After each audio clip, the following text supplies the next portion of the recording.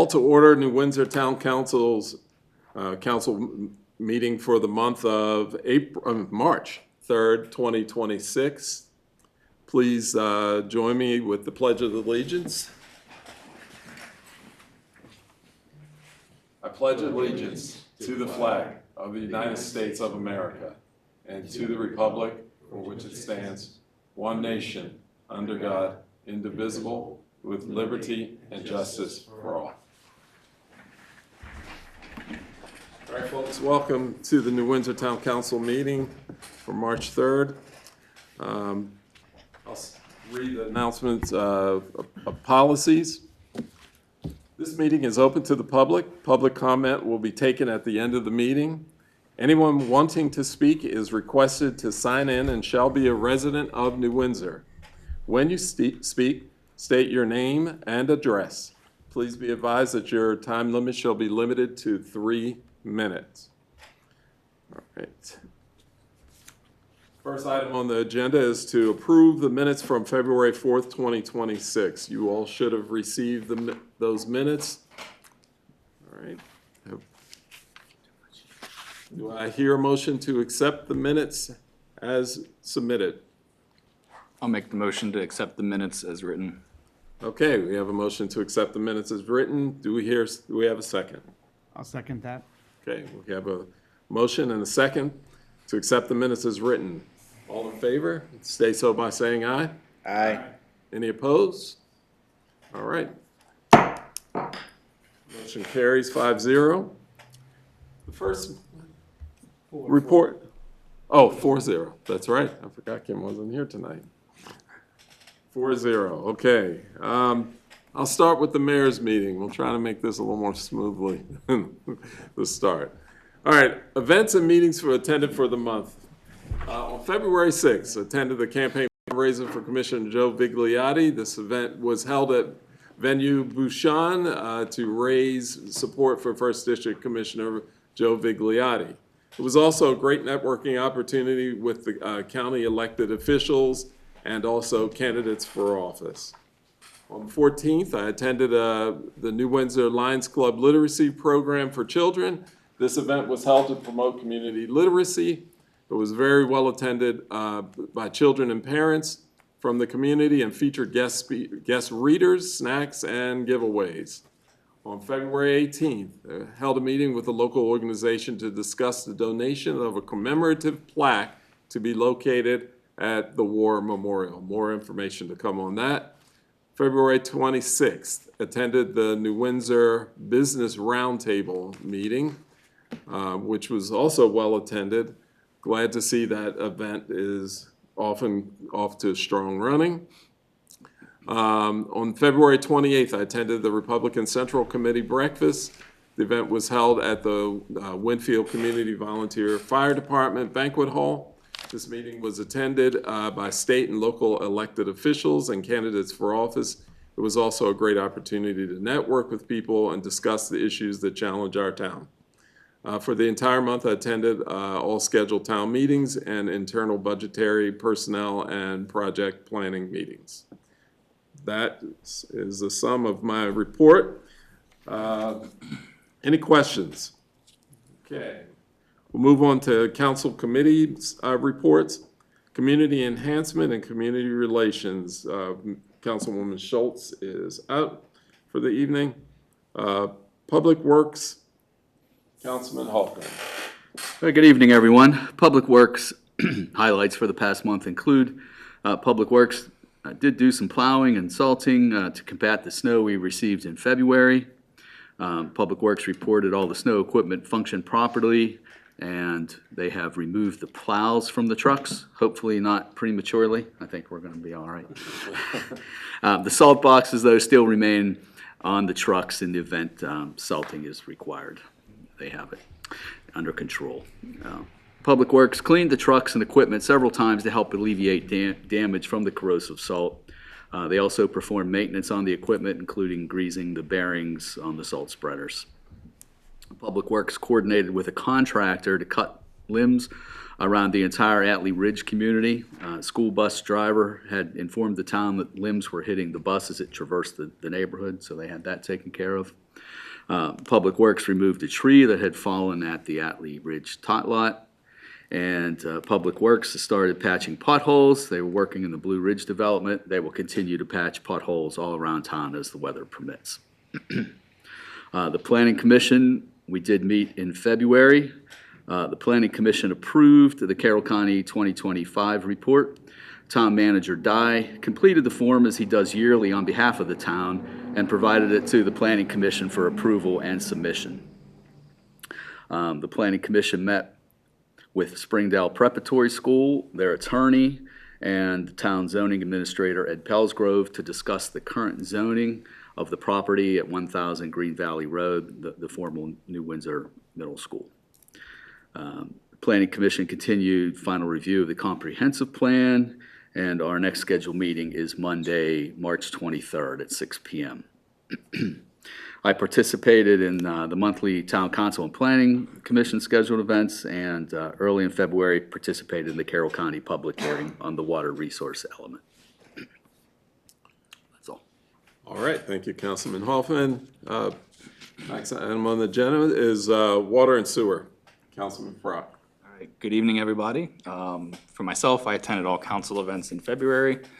Water and sewer updates. There was a water damage incident on Lower Main Street. On February 11th, 2026, the town's SCADA system detected a significant loss of water pressure in the Lower Main Street distribution system. Investigations confirmed that drilling by a contractor working for Verizon deflected off an abandoned utility pole and struck the town's water main. Public Works isolated the affected section and completed emergency repairs. Verified missed utility markings were accurate and compliant. Residents were notified regarding service disruptions and restoration timelines, and recovery repair costs from the responsible contractor is underway and are expected to be around $6,500.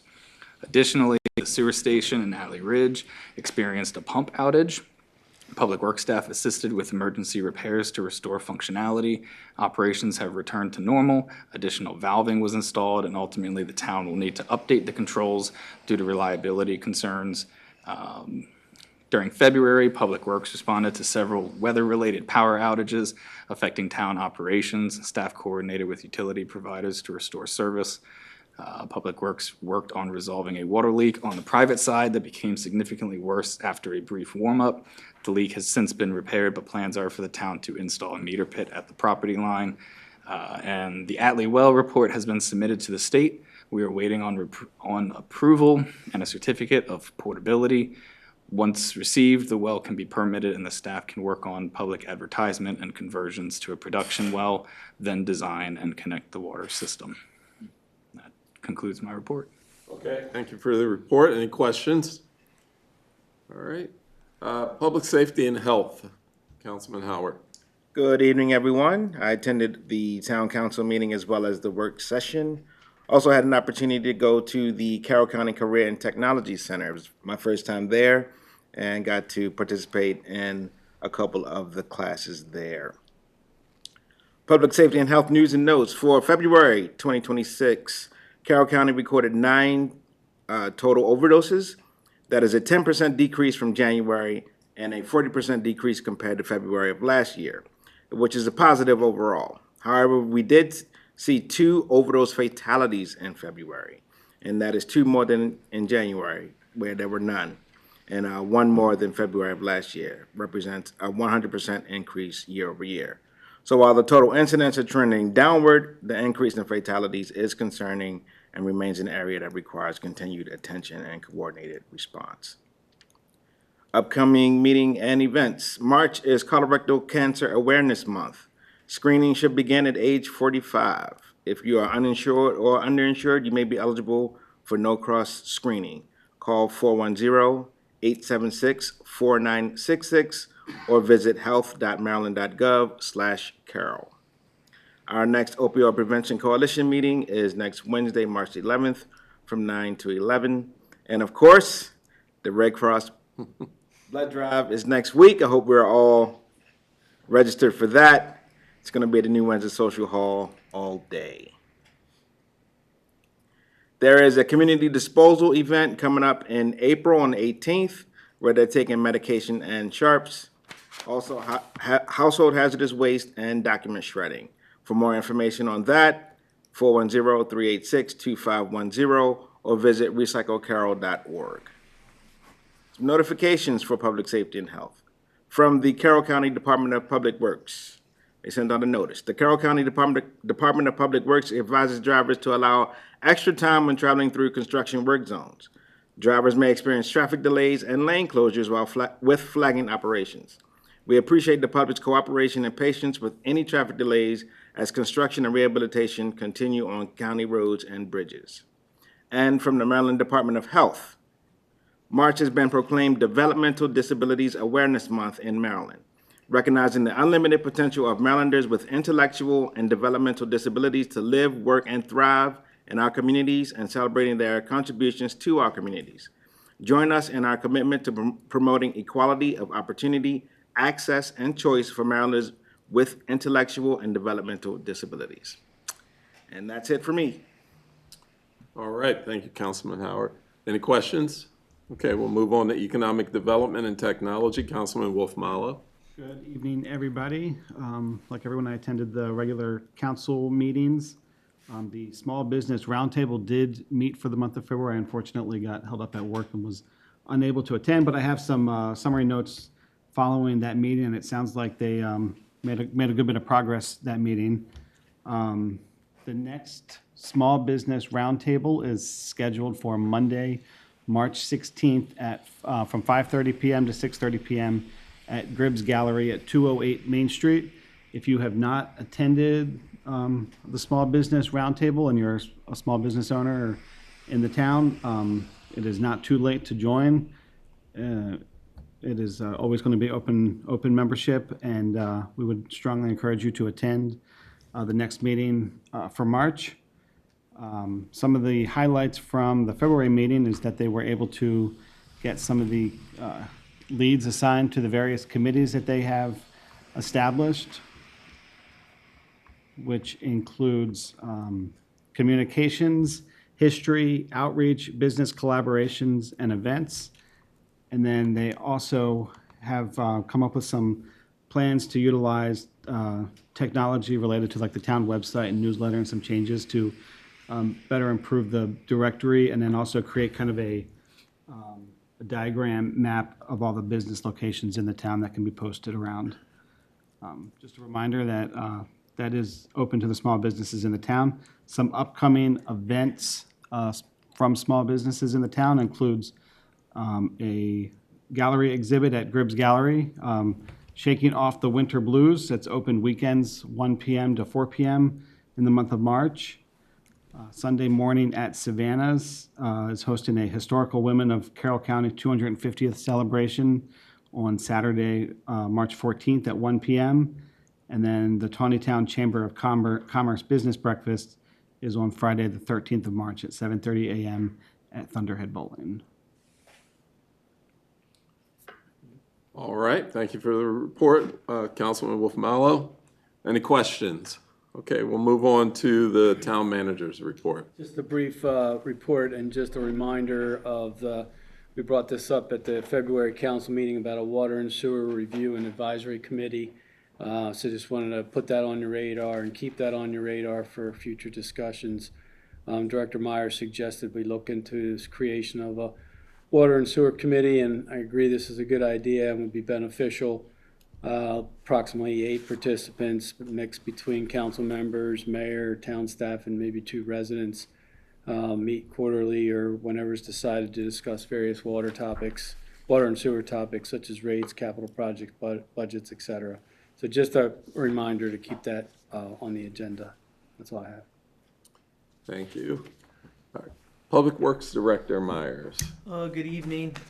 Just wanted to give everybody an update on the Bobcat track loader that we intended on purchasing. So we were able to negotiate using cooperative purchasing and get a better trade-in value. And as you see on my briefing, we saved around an additional $2,080 on that purchase. The purchase has been executed, 60 to 90 days to get it in. So we're happy with that. Some highlights. I met with the Maryland Department of Environment regarding the water appropriation permit that's been ongoing for the last 2 years. They want to make some administrative changes to it. Basically, instead of having a cooperative or rather a joint permit, they want to separate the permits, and we have to fill out some new forms and submit the new forms and separate Hillside and Atlee. So the hope was to have operational flexibility, and that's going to stay the same. They're going to allow us to do that even though there's going to be 2 separate permits. So nothing changing but administrative changes within, and that's based on a leadership role change within MDE. They see it a different way than the previous administrator does. I coordinated with Carroll County Resource Department on hillside wells and also drilling locations for some water sources that are closer to town. So we had some lengthy discussions on that.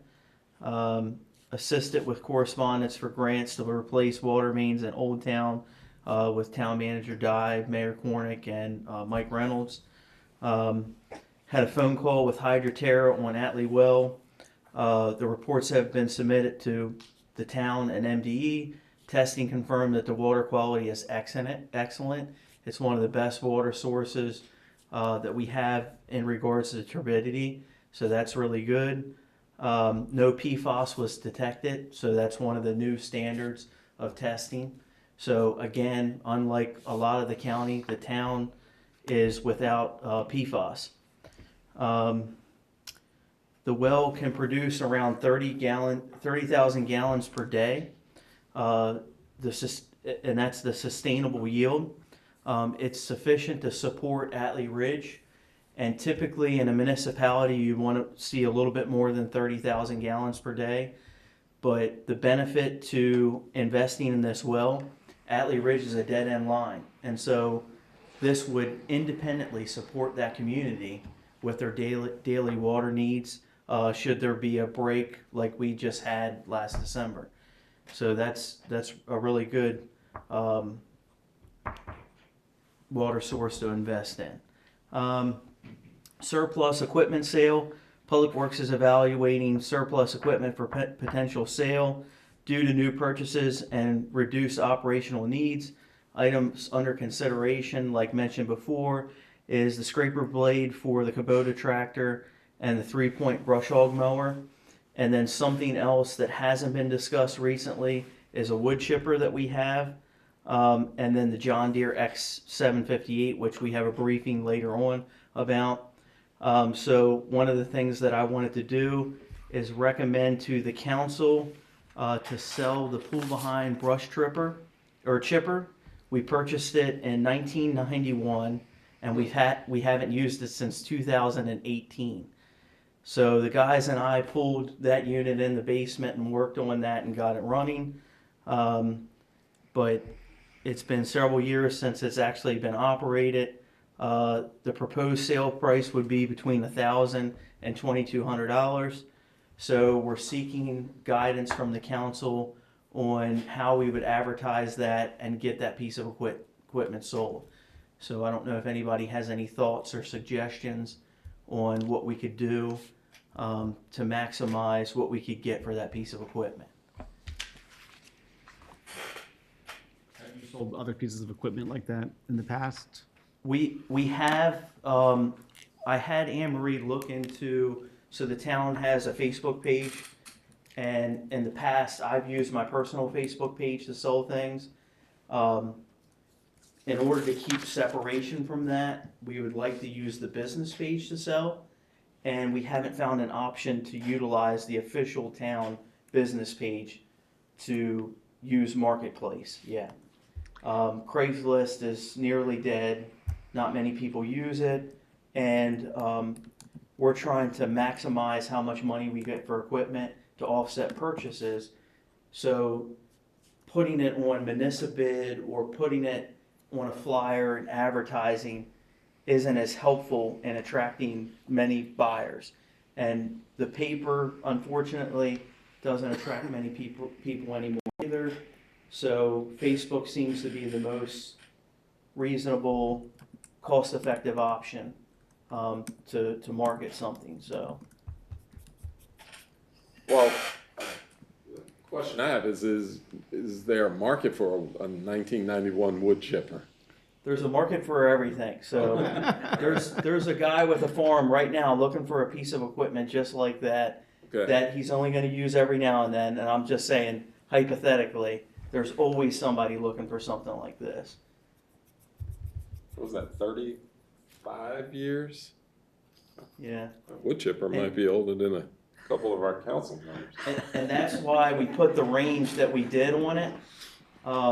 So a quick Google search told us that the maximum value of that unit's around 2,200 hours.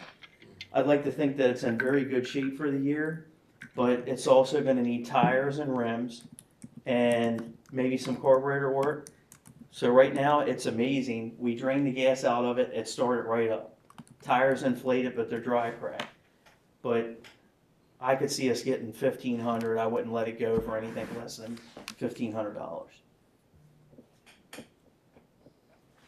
What was the issue with Facebook Marketplace? So our business page, there's no way to market things through Marketplace with our business page.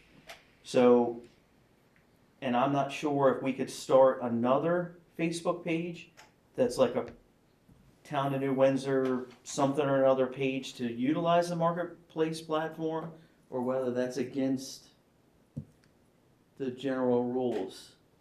I would have to think about that and try and Yeah. find an answer for that. Facebook not being my ordinary métier.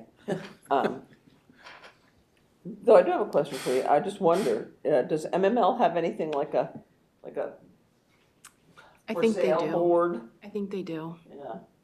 Um, That maybe wouldn't cost anything for a member to list a piece of equipment on. there was a municipality about a year and a half ago that sold dump trucks on Facebook Marketplace. I don't know if they put it on Marketplace, but they had they had like an ad on their actual Facebook page. I remember that. I don't know which municipality it was though. So you'd have to be looking at the Facebook page Yeah. and not just wandering through in search of a wood chipper. Yeah, so one thing that's important to consider, if we sell something on a municipal platform, they get the same great deals that we get. So the value isn't as high as if we advertise to the general public. And so, you know, we're doing really good with equipment. We have a replacement program for vehicles. We're doing good with mowers, and we're being a little bit more proactive with things. I'd really like to get a decent amount of money when we're selling stuff. And, you know, any tool that we can use, I don't know, maybe if Anne Marie can reach out. I don't know if there's a liaison for the Facebook business page or not, to kind of get an idea if there's some way we can use Marketplace or not. Is anyone opposed to Anne Marie doing that? No, I think that's probably the best option to get the Yeah. most money out of it. Yeah. So what are we thinking in regards to the range that, you know, is this something that we want to take bids on, or do we want to set a value? Well, I mean, I think you have the expertise in terms of what you think the value is there. You know, I would prefer to kind of lean on your expertise for that. I mean, I think if you're selling on Facebook, it's probably easier to do a set value and just sell it. So I wouldn't want to sell it under 1,500, but we'd like, obviously, to get as much as we could, so we could advertise it 2,200 or best offer and see where we land. Is that acceptable? Well, if they watch this video, they'll know what to offer. Yeah, you know all the views we get, right? But yeah, that sounds, I mean, Yeah, that seems, I'll redact my former statement. And that's all I have. All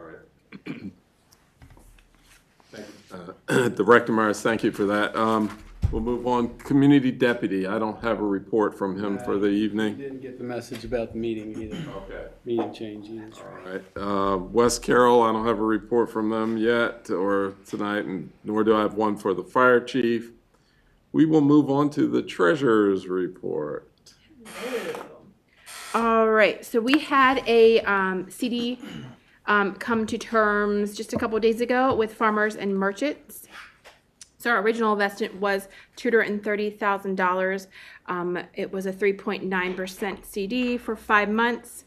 It matured at $233,160.13. So you made a little bit of money off of there. We did not max that one out to $250 because they will not collateralize it.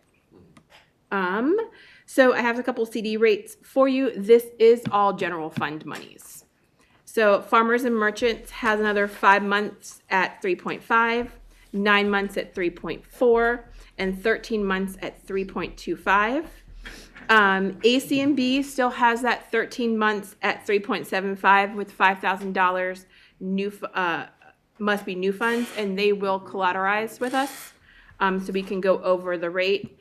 And then I reached out to Matt with the ACMB investment. They have a 1-year CD at 3.75 with Wells Fargo, 18 months at 3.7 with Wells Fargo, and a 2 or 3 year at 3.85 with Morgan Stanley.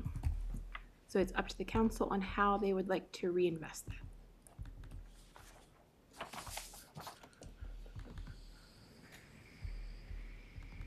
Any thoughts? Did you say the rate for the one from ACMB? 3.75 for 13 months.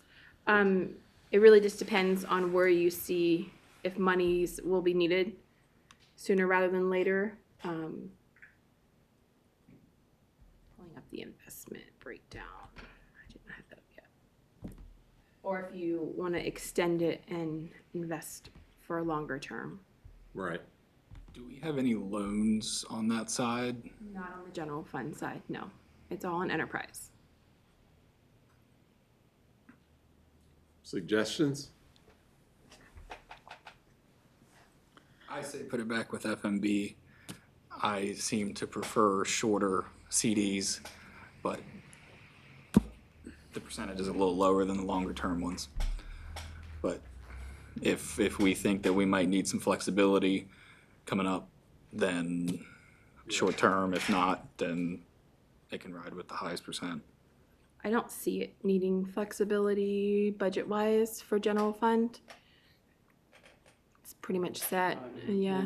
What was the term we're looking to reinvest to?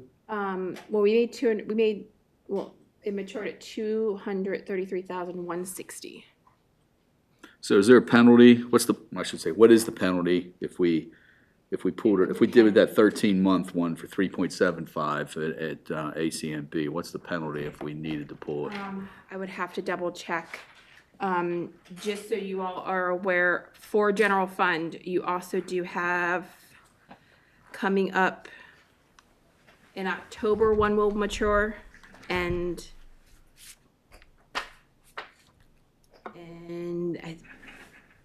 where's the other one? It'll be October and December. So you do have not a huge amount of time, but there is some time. I don't know the terms if we would break it, I do apologize. Do we have anything else with FMB? No, that's the only thing that we would have Is with this something Mark. that you would want to maintain that relationship for the? Stephanie over there, so I'm one for not putting all my eggs in a basket, in the same basket. When you're doing it with Matt, with the investment team, you're not investing in ACMB. You're investing, like, they have that 1 year is Wells Fargo, so it's with Wells Fargo. But you can invest more because they do collateralize. But we maxed out all of our collateralizations everywhere else, so it's nice to keep one a little lower. Yeah, I mean, I lean towards Matt on the business side at 12 months, but if you want to maintain the relationship with FMB, you're not talking much money difference even after a year. So I defer to you for that relationship aspect. They've always been very great to us. Yeah. I think 5 to 9 months would be good. So yeah, with FMB. What that does though is we have 3 maturing within a quarter basically, which isn't necessarily bad. And I mean, nobody knows what's gonna happen with rates. Here, mortgage rates might go down soon, who knows? Right. All right, do I hear a motion to put it back into F and B? Do you want 5 or 9 months? 5 is 3.5, 9 is 3.4. I would do 5. Do the 5, yeah. You would do, I would do 5 just to get a little bit of higher percentage, okay. but All right, you want to make a motion? sure. I motion to put the 233,000 and change that matured this week back into FMB for 5 months at 3.5%. We have a motion to roll over the $233,000 and change into a CD at FNB for 5 months at 3.5. 3.5%. Do we have a second? I'll second. All right, we have a second. All right, any questions? All in favor, say so by saying aye. Aye. Any opposed? Okay, motion carries 4-0. Awesome. And then I have been working with Matt Baslino with ACB Investment. They currently do the town's retirement plan. What we offer employees is a very basic, simple IRA plan where the town matches up to 3%. I'm looking into a 457 plan. I have a meeting with Nationwide and Matt next week, and I'll bring more information for you guys to kind of review at the work session. Just giving you a heads up, estimate on joining this program would be a one-time fee of $1,500, and then we would have to pay an annual fee depending on how much our employees invest for retirement. Again, it gives a little bit of an extra benefit to the employee in keeping them here. I thought it would be a good idea just to look, and then I will also, at the work session, present you with what we currently have and maybe two other options. Okay? So this is Yep. I'm sorry, go ahead. I was saying very good. That's all. This is an alternative to what we It's an currently alternative have. to what we can do, or you can actually also run the 457 plan and the simple IRA plan. Again, that'll be in one of my scenarios that I present to you guys at the work session. Okay. And then finally, I've truly enjoyed my time at the town. However, I have an opportunity has come across my plate, and I have accepted it. I've informed the mayor and town manager beforehand to put my last day will be Friday, March 20th. I would like to thank everyone for allowing me to serve this wonderful community and great town. All right, I didn't hear a word she just said. Now, I was about to say, that's not very So good. let's move on to the next. I don't think we're on CMC right now, so it didn't happen. Redact that. Yeah. Well, folks, I said this to Clerk Treasurer Mangus. I really wish her well. I really also wish I could do something to stop her from leaving, but I don't know that that would be fair to her, and I certainly wouldn't want to do that. I've certainly enjoyed your time here, and it is a shocker. I like to keep everybody on their toes. Yeah, you did that. So, but we wish you well. And I know you'll be here for at least 3 more weeks, 3 yeah. more weeks, unless we can find a way to lock the doors on the 19th. So, all right. Thanks, Dana. Okay. All right. So we will move on to Water and Sewer Billing Clerk, Ms. Hershey. Check. I want to be a smart aleck, so. I really do. I'll behave. Is your mic on? It's trying to be, I think. Okay. It's a little light on. It says red, then it's supposed to be. Now it's staying red. Might be the batteries. Can I just go out? Or you can come here. It can be. Come sit over and, You don't want to go there? Okay. Be loud and breathe. Well, come closer. So I reported last month that there was 97 letters issued, delinquent letters issued, 71 quarterly, 26 monthly.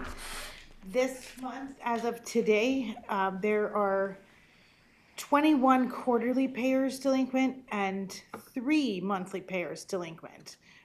The quarterly payers, so basically all the monthly payers are caught up minus 3. Those 3 are on a list. If they don't pay, they will probably be turned off. But it seems to be working. We implemented our new policy, and I did some texting and some emailing to some people because they seem to prefer that, and that really got some stuff rolling and payments made and stuff like that. But that's what I've been up to. Any questions? Can I say something about the, we had a water turn off, and Oh, the yes, gentleman yes. ended up turning his water back on. And we found this out, and anyway, we had 2 mobilizations to shut his water off and ended up having to pull the meter out. So he cost himself some extra money because he turned his water back on. So as a reminder, it's public infrastructure, it's meter tampering, and it's illegal to turn your water back on after it's been turned off due to non-payment. And we will assess fines for meter tampering. Yeah, that was, they went back out to the same property twice. It's just a waste of public works time to be doing that, so play by the rules. And I believe they paid the next day in full. They paid that afternoon in full, only we were already gone, so they didn't get their meter reinstalled until the next morning, or till the next day. Well, certainly I hope people don't take those things into their own hands, because it will cost more. There's a potential for damage to, town property, and certainly they don't want to do that. Folks don't want to do that. And just communicate. I think we've been open, and Kim has been, open to people that might be struggling with their water bill. So I guess all I can say is just communicate. So, thank you. All right, we do not have a code enforcement officer report, I believe, nor do we have one for Heidelberg, so we'll move on to new business, which is the GMB proposal, engineering services for planning, design, and bidding phase services for the WWT wastewater treatment plant ENR upgrade.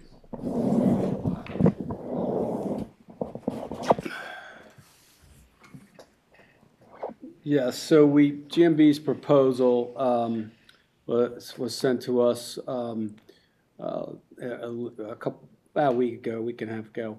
And I sent that to the mayor and council for review on February 25th and requested any questions for Jason Lytle with GMB.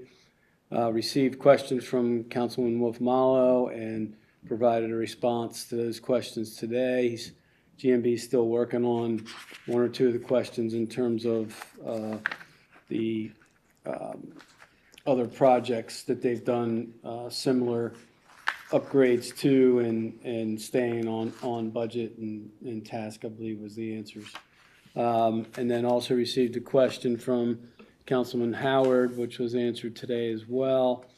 The purpose of this proposal is to prepare final design and construction bidding documents for the town to solicit bids from contractors and solicit grant funding from MDE's Bay Restoration Fund Program. Again, I put the proposal. The proposal is for a not to exceed amount of $780,976.14, and that covers GMB's cost and 4 subcontractors' cost. This is be long, basically year and a half process of designing the ENR upgrade to the wastewater treatment plant. Did anybody else, Josh, do you got the comments or the response I forwarded? Okay. I was a little busy today. I didn't get them out as early as I wanted to, but like I said, they've addressed or answered most of your questions. They're working on, like I said, a few, one or two outstanding ones yet. We'll probably have a phone conversation with them tomorrow or the day after. But this would be the next step where we're waiting to backtrack a little bit. They submitted the PER, the preliminary engineering report, to MDE back in, I believe, August, I think was the date, yeah, August of 25. And we're still waiting on comments from MDE on that. They were expected, the last I heard, the end of February, which again, we'll be following up with Jason to see if they've gotten any comments. But they've allowed, based on their projected schedule for the design in this proposal, they've allowed, I think it's 2 months or 2 to 3 months for answering MDE's comments, again, assuming that they did receive the comments or will receive them soon. And at that point, MDE will put, I think, do their initial determination of eligibility for the various design aspects and features of the wastewater treatment plant upgrade. And they vary depending on the part of the system. I believe there's only two parts of the system, the new system that aren't eligible for any funding but are still important for ENR treatment, and that is the screening and grit removal and the UV disinfection. Any other questions or discussion? Yeah, Gary, I'm sorry. When I read your message, I didn't realize you wanted the question sent to you. I thought you said it was going to be on the agenda, to review it, and it would be on the agenda. So I didn't send anything to you. But I do have 2 questions that you guys may even just know the answer. Wow, you guys being Gary and Wayne may know the answer to.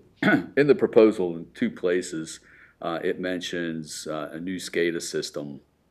And so I guess my question was, is that new SCADA system going to be compatible with our current SCADA system, or are we going to have to upgrade all our SCADAs so that you can operate the system in totality? So the original plant had a very basic SCADA system that worked off of what was called Sensiphone. So it had an auto dialer on it, and it would call you and just give you 1 of 4 alarms. And so it was very problematic in that you never knew what you were getting into. So when we upgraded the SCADA system with IMAC, they ended up integrating and adding some additional features and capturing some of the code, so to speak, within the existing design. The SCADA system, I believe that GMB is referencing, would incorporate more automation and ability to control, whereas now it's alarm-based only. So the answer to your question is yes, it would partner with our SCADA system. When we purchase the SCADA system, we hold the licensing independently, which gives us complete control of it. Whereas some people opt out of that and have the control company take control of that and store that off-site. But we have the program, the rights to the program and everything.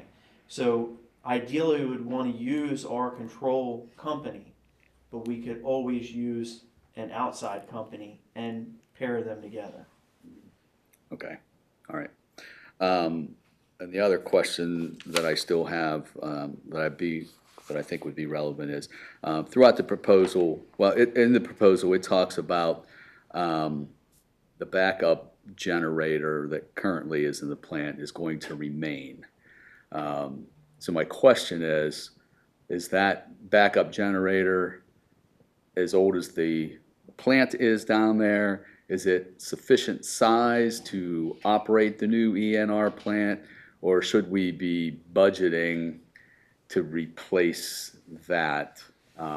It seems like it's more important now than ever, to upgrade to the ENR. We're practically disposing of everything down there when you read the proposal and putting all new stuff in, except the generator. If the generator goes, none of that stuff's operational. So if the generator goes, we lose electricity down there and the rest of the plant is offline, that generator has to run it is the point.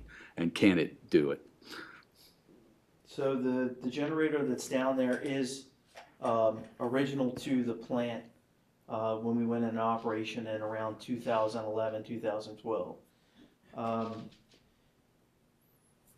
That site has more electricity than we would ever need, and the generator was sized for expansion of the town.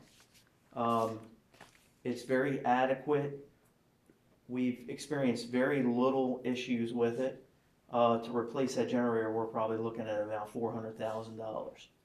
So that's one of the thoughts, to just keep that generator in place and keep up with the maintenance. Most of our generators range from 2004 as new as the most recent one we put in at Blue Ridge.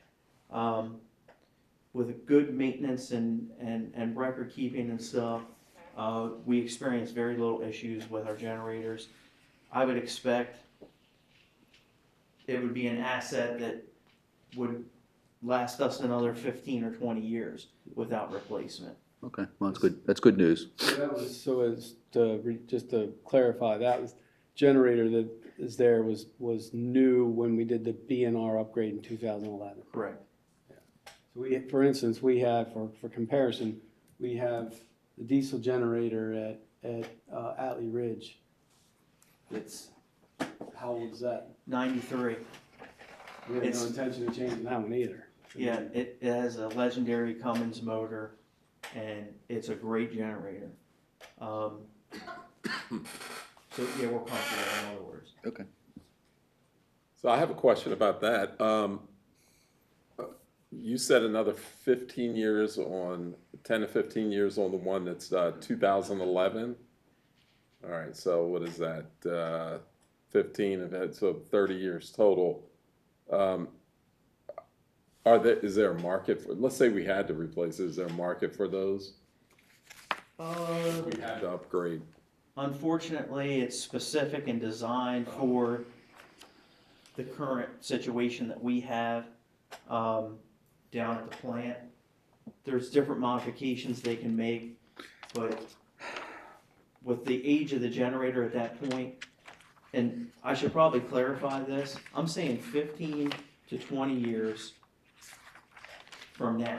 In addition to what it's already done, yeah. Service, but Yeah. to clarify that, that's without significant repair. We don't expect to make significant repair. It could last even longer. Okay. And to Gary's point, the 93 generator at Atlee just ticks along fine. So it's a matter of the hours that we're putting on the equipment. Right. And are they tested? Yes, On a so routine basis? Tuesdays and Wednesdays, they do automatic cycling. Right. And then we have a service agreement with Curtis Engines, and they come through and they replace, air filters and do servicing and things like that. In my tenure here, the most expensive part that we've put on a generator has been a water pump, historically. We might spend $6,000 a year maintaining generators at 4 water stations and 4 sewer stations. So Total. yeah, total. So it's not too bad. Okay, thank you. One other thing I'll throw out there, I know it's been a little while. Kevin, you were on the you were sitting in one of those seats over there at the time, but Jason and Bradley with GMB came in and made a presentation to the mayor and council a while ago. For the E&R upgrade? Yeah. Okay, yeah. And several of you all were not here.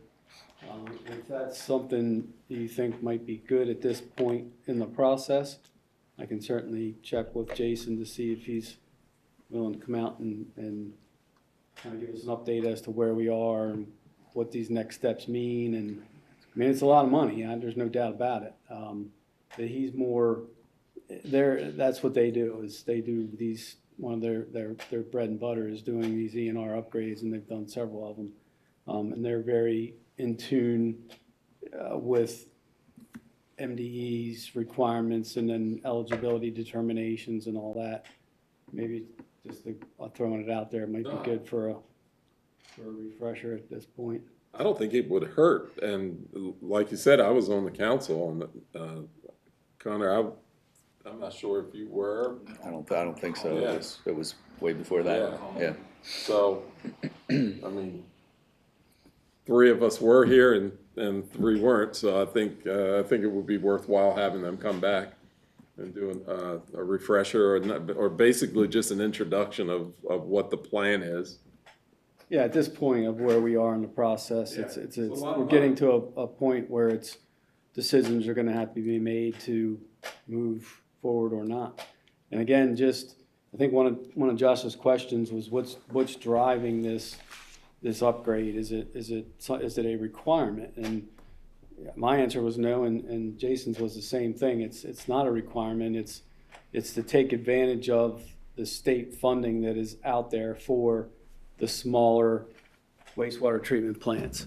And yeah, I think he even addressed it that, if and I've said this since we've been talking about this the last couple of years, if the decision's made not to move forward with an E&R upgrade, we're going to be passing on funding, a lot of funding that's out there. And then the whole upgrade or whole replacement of whatever's needed is going to be on the town's dime. But Gary, I also, although it's not a requirement, we've had this discussion years ago.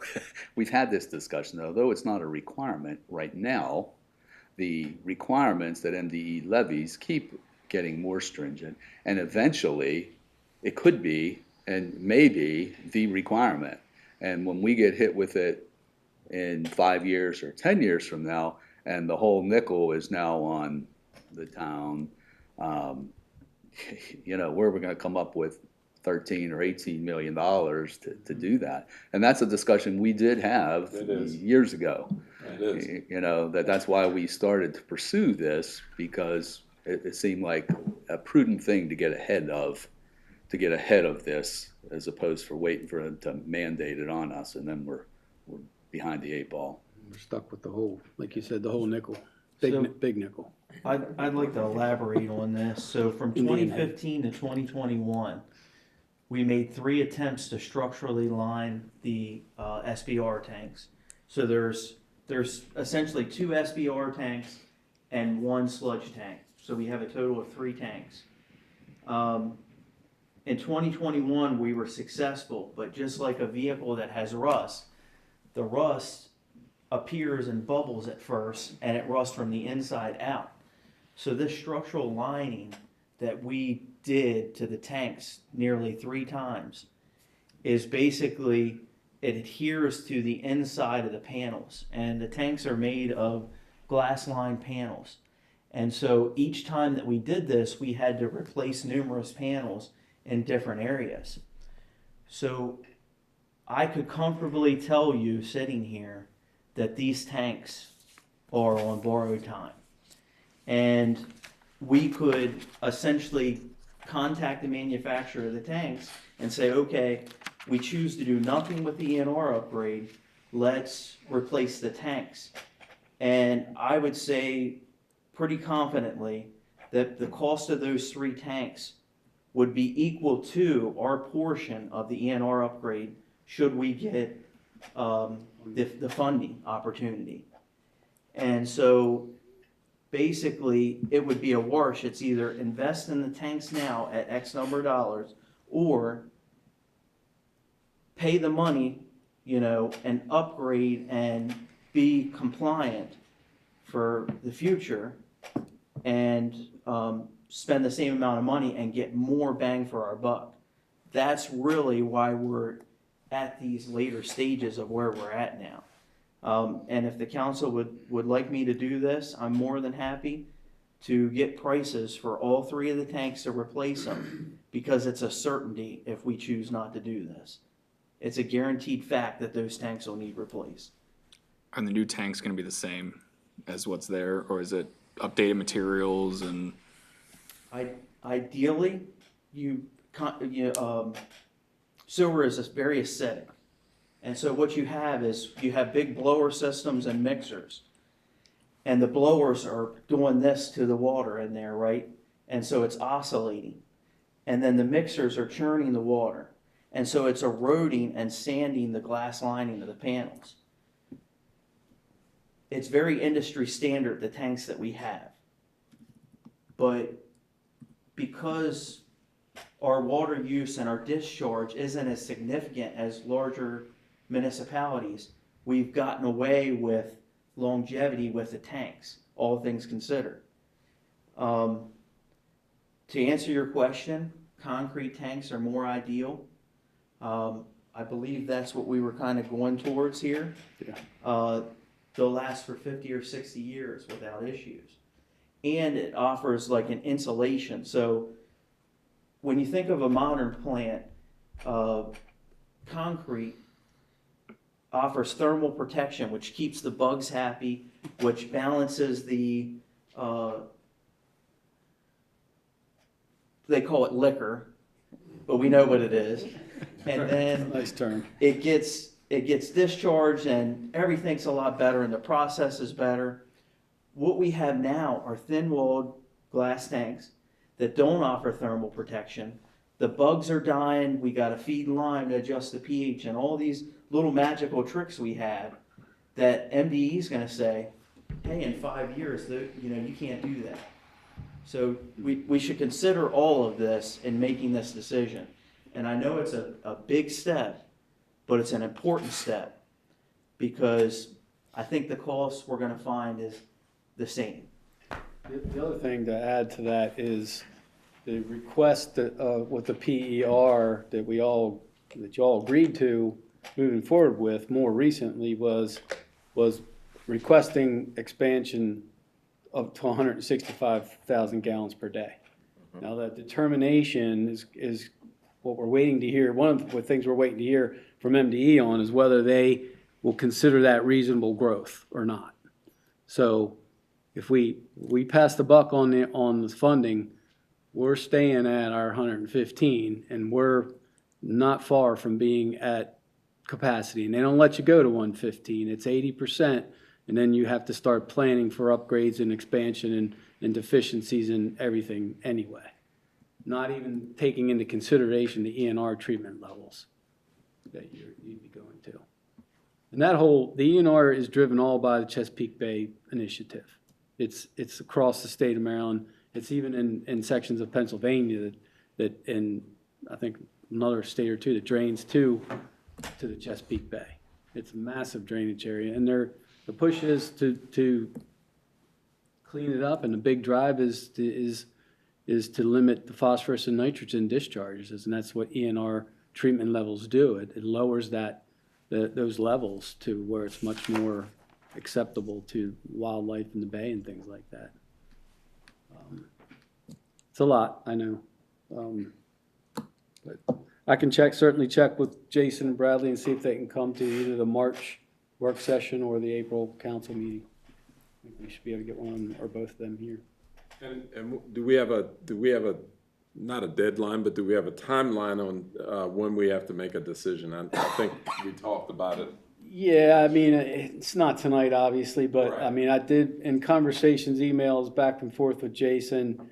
He understands how this is a big step. Right. One thing he did mention, they'll work with us as much as they can. The one thing he did mention is until till they get a signed contract to move forward with design, they're not gonna be able to get estimates and get their vendors online to commit to pricing without, a contract. And if you look at the breakdown of they have four subcontractors that are integral parts of this design. So that you don't want to start getting into delaying things with the funding and delaying the whole process to a certain point. And I think that's something that they could allude to in more detail here in public and talking to you guys. Do we have an anticipated response date from MDE? It was supposed to be the end of February. Okay. When I heard that, I was like, okay. Yeah. But I mean, they've had it since August. Right. So.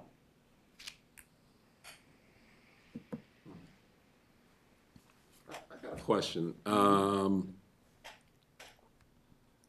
Is this a certified payroll project?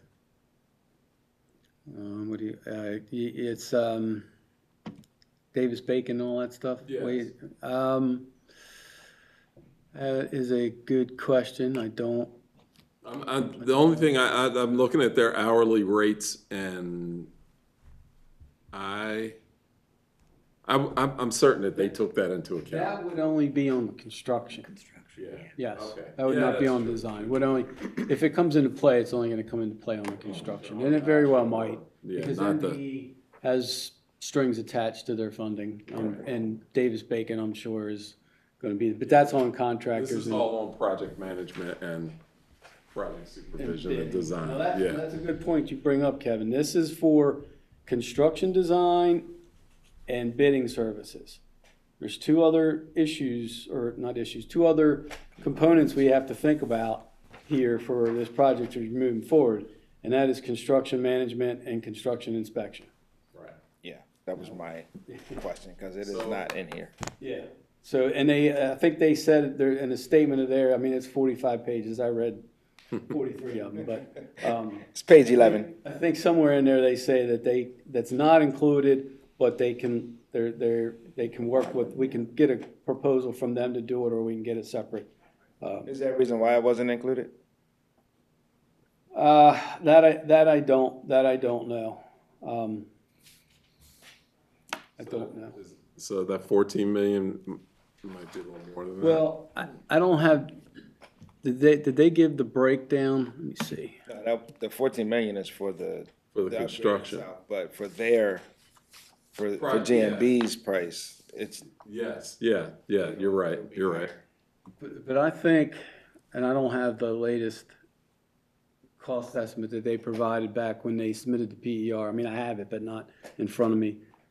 I thought they had included those as percentages of the of the construction cost for construction management inspection. It's just not, it might not, it's obviously not in this proposal, but. Yeah, it should be in their proposal, or at least we should have. Well, yeah, they should provide a proposal for that portion of the They're work. saying that they can provide a separate Right, proposal for that, which is quite odd. But it's usually a percentage of the overall construction cost, which. Yes. Let's say Well, this whole thing is a percentage of the overall construction cost. Right. But construction phase services are a pretty big deal. The first time the contractor goes out and hits something that wasn't on the plans, then we gotta talk to the engineer. But if we don't have anything set up for that, or I guess if GMB doesn't have anything set up for that, then well, they do, they have their rates in there. for construction phase services? Well, Their employee rates employee rates. are in there. No. I mean. Maybe I'm confusing. Yeah, so we're talking about construction management on the back end. So after we go through design, then they go through bidding, contractors now on site, engineer of record has to manage that. Has to. And that service isn't in this document. And they're saying that they can provide an additional cost for that. Right. But it should be in the initial cost. We should know what that is. unless we have third-party engineer who's going to oversee that management. Which too isn't ideal. But I have a few questions that I can send, and we can get those out to those guys so we can start working on it. That's good. Any other discussions? I just want to add one small comment. I looked at like the total nitrogen and total phosphorus number that we currently are expelling out of our sewage plant, which is the BNR system. And we are currently exceeding the nitrogen and phosphorus per gallon of major sewer systems in Maryland that have gotten the ENR upgrade. So we're already polluting less than ENR completed sewage plants. That said, saving the bay is obviously a worthwhile goal, especially if the state is going to be footing most of the bill. But I think that the other factors that Wayne and Dave mentioned with regards to the state of our current water treatment plant or wastewater treatment plant and, the reasonable growth and the cost to replace or maintain what we have, I think those are need to be kind of the highlights of why we are doing this. And I can speak for the council, or at least me on the council at the time. That's what was driving it wasn't that we were in danger of being in violation of the limits. It was that doing it now meant that we could take advantage of funding for something that's inevitable, and then the condition of the tanks. That was my feeling or my reason for voting to proceed with this, because I think that was a highlight of one of our meetings when we went and did the tour. Was like, man, these things we're living on borrowed time with these tanks. And so, did you say we're going to go, if we proceed with the whole thing, it'll be concrete tanks? I believe they're proposing partially. I don't think they're going to go completely underground, but they were going to try to get them underground as much as possible, depending on the geotech investigations. Because that's ultimately, Dwayne talked about the thermal heating with the concrete. If you can get it in the ground, it's even better. But I think they were partially, if I recall, they were partially Submerged. But going to concrete tanks and then going to an additional tank too, Right. for holding capacity, which is key. Was your question, did he answer your question correctly about the levels? Because when you ask about the levels of nitrogen and phosphorus, they converted it into pounds and all that stuff. Yeah, But it's the ENR levels are 3 parts. It's nitrogen is 3 parts per milligram per liter, and then phosphorus is 0.3 milligrams per I had to liter. use Google to convert that to Okay. to American numbers. That wasn't the answer that I was looking for, because those pounds don't make any sense to me. They also mentioned about like increased cost to operate the plant, but that, the cost estimates assume that we're operating at greater capacity, but we won't immediately be operating at greater capacity, so that could help offset. Another reason why those costs to operate would increase is the addition of methanol, which is a flammable material, and it requires a different kind of operator's license as a carbon source. The building itself would be explosion proof with or sealed conduit, and you just can't have any operator in there messing with this stuff because it's relatively dangerous. But aside from that, you could add microseed, which gums everything up, and the filtration and things like that. So methanol is the best option, the cleanest option, maybe not the safest per se, but there's associated with cost with that. But the membrane filters that would be installed would be that you get more longevity out of them. with, out cleaning the tubes and different stuff like that. So that's how we kind of landed on that particular option.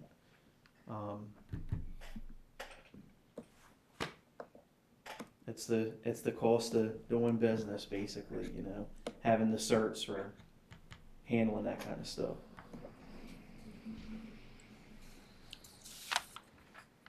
All right, any additional questions? Okay, we will move on to Atlee Ridge Open Space Basketball Court Contract Award.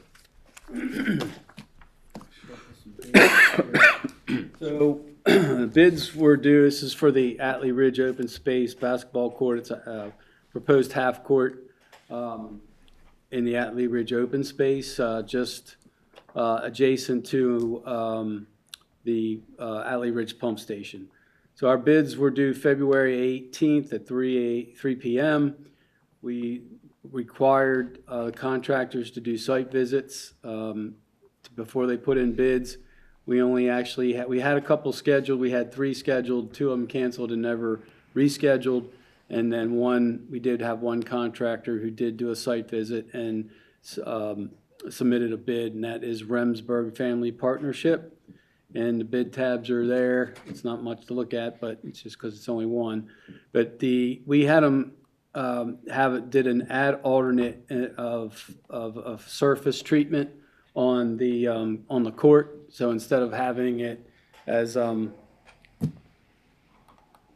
basically base type surface blacktop, they would put a sealer over top of it, and you can use the color and have the lines and all that painted and stuff. And he said it helps preserve the blacktop, and it also makes it a more friendly playing surface and looks nicer.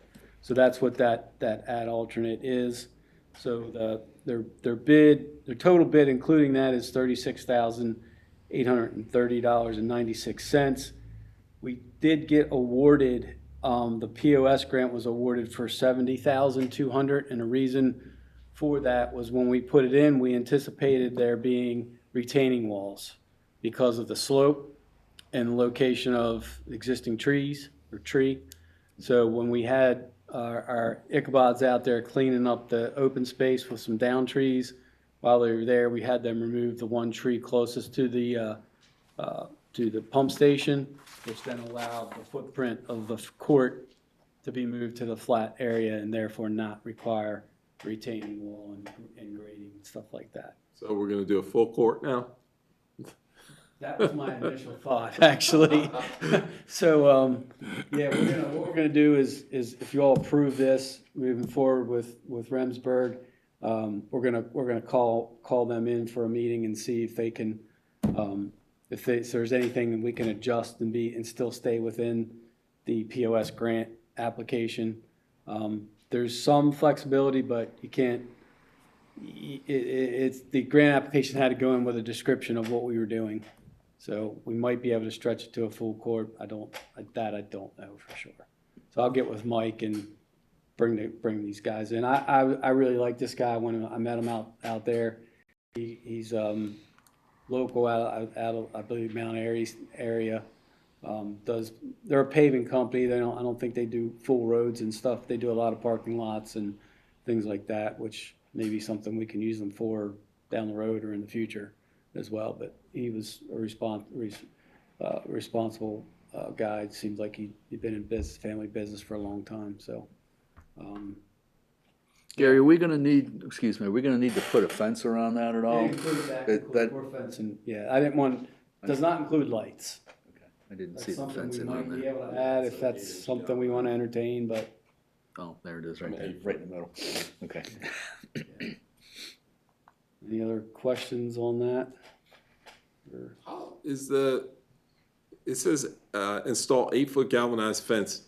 Is the existing court by the tennis court, is that vinyl coated? Is that fence vinyl coated or is it painted? I thought the fence was black. Yeah, so almost all our recreational fences are vinyl coated. Okay. So that could be an upgrade. Yeah. Like they did at Blue Ridge? Mhm. Yeah, Blue Ridge Pump Station, that's got that black coated And fence. that's holding up pretty well, right? Oh, yeah. Yeah. That could be an upgrade if we can't get our full court. I'll let them know the mayor's pushing for full court. I don't know why, because I haven't touched a basketball on the court in like at least 10 years, so. I don't have a full court. Like riding a bicycle, Kevin. I haven't touched the ball either, but I don't know. I think it's a little harder than riding a bicycle when, it'll come back to you. yeah. All right, can we, oh, sorry. We need a motion to award to these guys if you're in favor of that. All right, do I hear a motion to accept the proposal from RFP Inc., doing business as Remsburg Family Partnership for, what did we say, 36? Yeah, it should be the total, 36,830.96. $36,830.96. Do we have a motion? I'll make a motion to accept the bid for $36,830.96. All right, we have a motion to accept the proposal from RFP Inc. Do we have a second? I'll second. All right, we have a second. All in favor, state so by saying aye. Aye. Any opposed? All right. Thank you. Third item on new business is sale of John Deere X758 update. Okay, so as part of the Public Works equipment upgrade plan, we recently ordered a new Ferris zero-turn mower for fiscal year 26, and it's scheduled for delivery March 2026. With this addition, the 2013 John Deere X758 will become surplus to operational needs. Originally, staff planned to retain the X758 through fiscal year 26 and market it July 1st fiscal year 27 and apply the proceeds towards a future UTV purchase. To evaluate options earlier, we contacted town vendors, including Atlantic Tractor, which was formerly Finch's, which that's the company that we purchased the X758 from in 2013. Other vendors were unable to provide fair market offers without a new purchase, and there was little interest in purchasing the machine outright. On February 26, 2026, the town received a trade-in offer from Harrington's Equipment Company, where we purchased the Ferris mower for $6,500. Which is above the original estimate between 3 and 5 that I gave at the work session. We just happened to be talking to them about the mower and asked them to appraise the John Deere for trade-in because we were unable to obtain prices from other folks.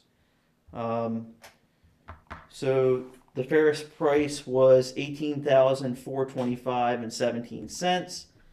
The trade-in value for the X758 was $6,500, which would make the revised purchase price $11,925.17. If approved, the vendor has requested confirmation to either apply the $6,500 and trade directly to the Ferris mower or issue a separate check to the town. With the Ferris entering service in March 2026, the X758 is no longer essential. Retaining it solely to align with the fiscal year 27 disposal timeline provides no operational benefit and reduce market value. So we're recommending to trade that unit in and get the $6,500.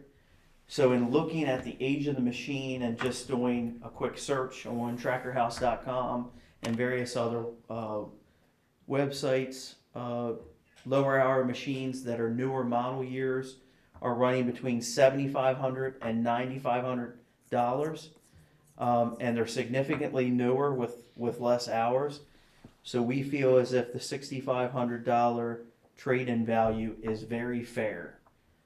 So I want to open that up to discussion and see what the council thinks about selling that mower to Harrington's.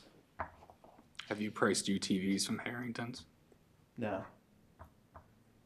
So the issue that we have with UTVs, it's kind of a niche market in finding something that comes with factory heat, which we would need for plowing.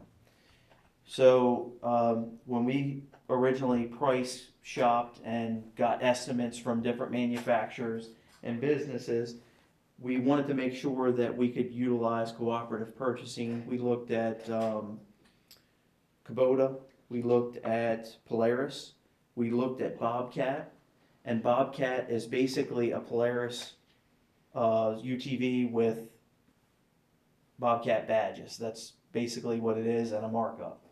And then we also looked at, there was another brand. Anyway, the issue that we found is finding one that had the heating and air conditioning capabilities that Kubota has. So basically, when you're in a bubble of glass, it becomes a greenhouse. So we kind of wanted an air conditioner as well. And price comparison compared to all the other major manufacturers, Kubota was the only one that came in that offered heat and air for the same price that the other folks would want it for just heat. So it's more bang for your buck. We can utilize that purchase directly through Sourcewell, which is a vendor we use, and that's how we came up with this. Yeah, I forgot about the co-op pricing.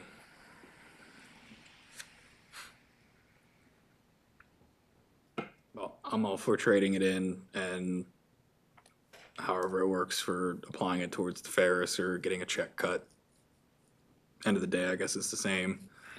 I would just, whatever's easiest for Dana. You just have it apply as a credit, and we just write one check. Yeah. Okay? There you go. Do we need a motion? All right. I'll make a motion to accept the $6,500 trade-in value at Harrington's and apply that towards the purchase cost of the Ferris zero turn. I second that motion. Okay, we have a motion and a second. Any questions? All in favor, stay so by saying aye. Aye. Any opposed? Okay, motion carries 4-0. All right. We'll move on to the mileage policy. Yes, in the folder, everyone should have a copy of the mileage policy. Any questions on it? I guess the only, my comment, not necessarily a question, is that you are actually calling out the 73 cents per mile, mirroring the IRS 2026 standard. Should you take that out of there, the 73 cents, and just have in there whatever the IRS Current federal rate. time? That way you don't have to We can definitely change that, yeah. update the document so often. Next year, when it becomes 74, you don't have to do it all again.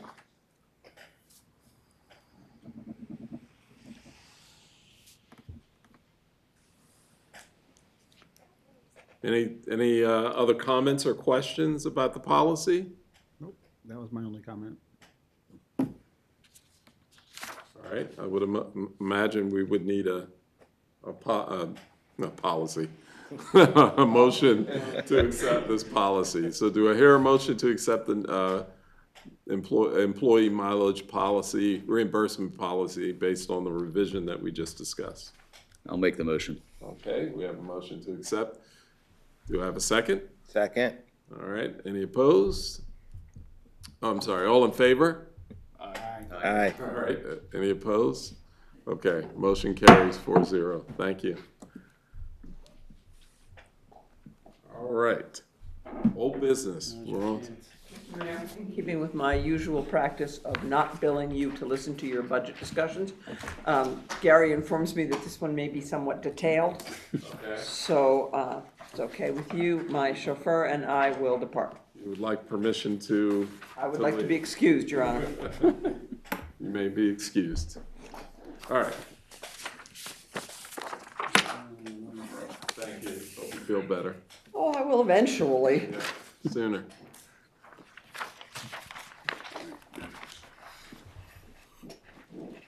Okay.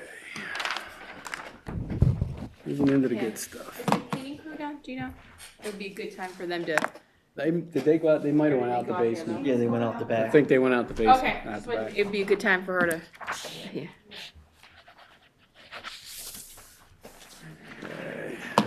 I was telling her that earlier.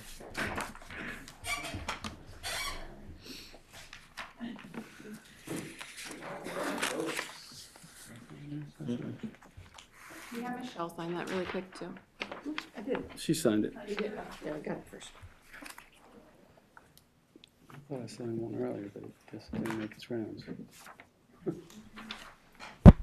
right. Same thing. Yeah. Somebody's very been messing cold. with that thermostat. Turn it up. Did the roof get fixed? We're trying to keep the water cool and chilled so it doesn't leak. Just a big 5-gallon bucket underneath of it right now. No, we got actually, 2. the warming, we got some buckets, but we got those aluminum, like, warm, Chafing dishes. yeah, catering Okay. things. They fit perfectly behind the wall and they're It's It's on the not fixed Tuesday yet. cycle, not the Wednesday cycle, so. It sorry doesn't about seem to that. leak when it rains. It was the ice and the thawing that did it. Did it do it again? Yeah, it did it. Well, Yeah, the the last, last snow we got, it did. yeah, Yeah. only when it snows and melts. So if we could get it to not snow, we'd be golden, but in more ways than one. All right. Thanks for printing this on tabloid paper. My eyes, thank you. What's that? Thanks for printing this on tabloid paper. Yeah, I am gonna try that smaller in color too. All right, so Connor's got that up. All right. I'll pull up my version of it to where I got a different version. So I can see things.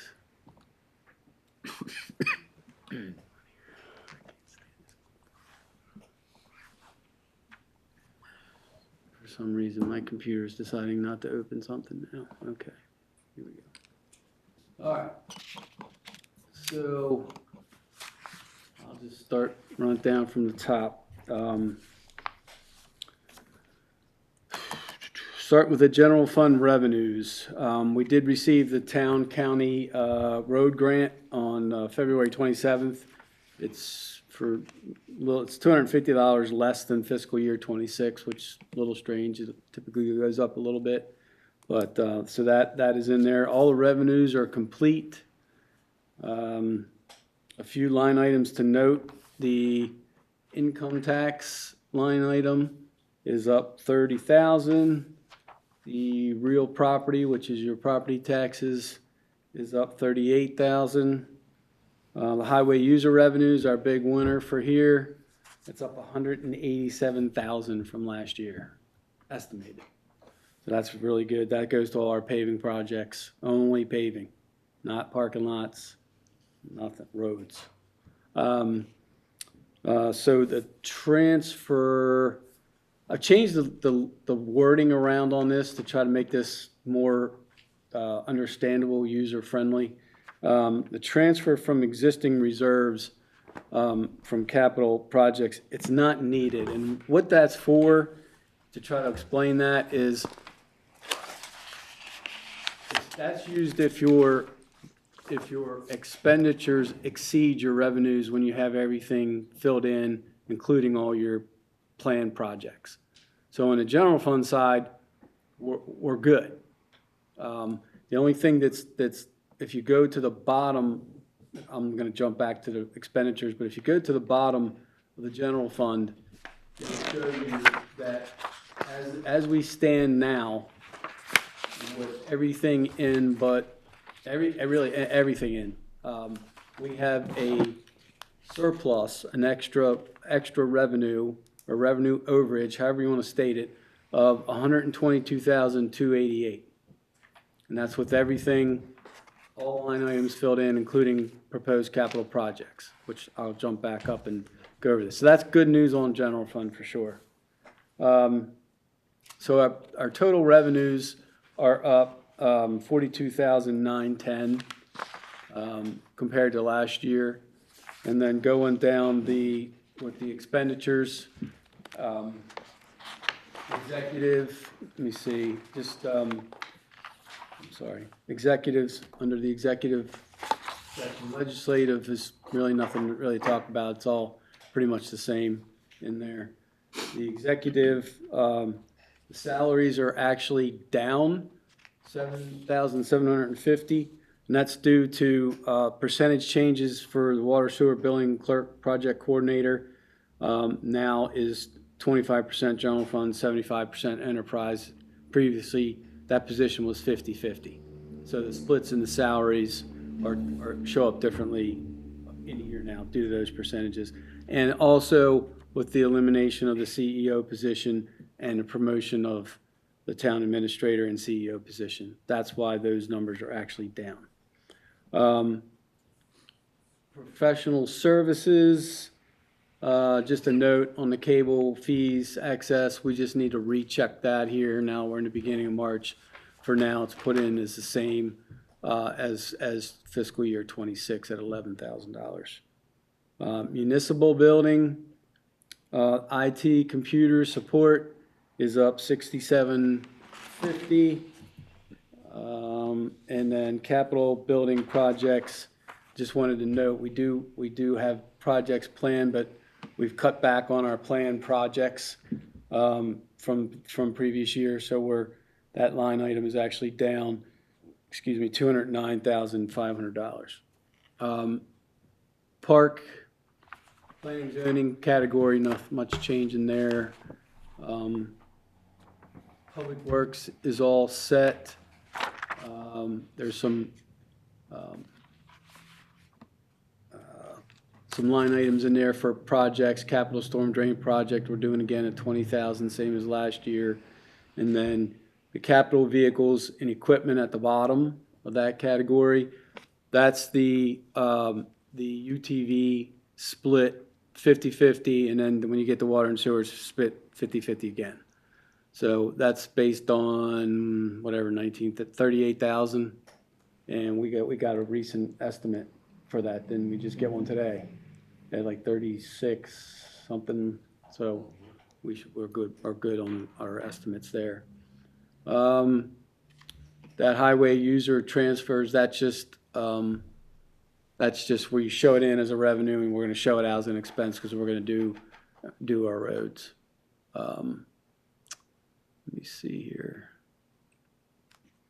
Then down under parks, public safety category, nothing's changed there. So under parks, we have capital projects at 32.5, and that's down 26.5 from last year. And then town activities, something we need to discuss. Council requested a budget for music on the main, 5K, etc. So Clerk Treasurer Mangus provided some numbers for discussion, and we're looking for some direction from council to complete this line item. I just put in the 15,000 that we've used in the past as a placeholder. You want to go over your numbers? So yes, I sent you guys an email on the 27th with a 3-year average for everything. So the 5K is a wash. What we get, we give right back. So we might donate $50 just to even it out, but it's nothing that's breaking the bank. For music on the main, a 3-year average of $3,600 has been spent on bands, $1,224 on tents. Porta potties was $504.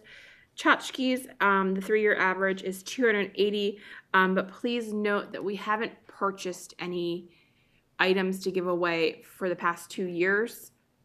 We will have to purchase this year, so that would be an extra advertising. It's $127, and then we have miscellaneous expenses, $798. So a total 3-year average spent was $6,532. We do get donations to help that cost. That averaged about $3,167. So the town pays about $3,365 for music on the main. There was talk, since it is the 10-year anniversary, that you guys want to make it bigger, and talks about actually having a budget for it. So that is up to you guys on that.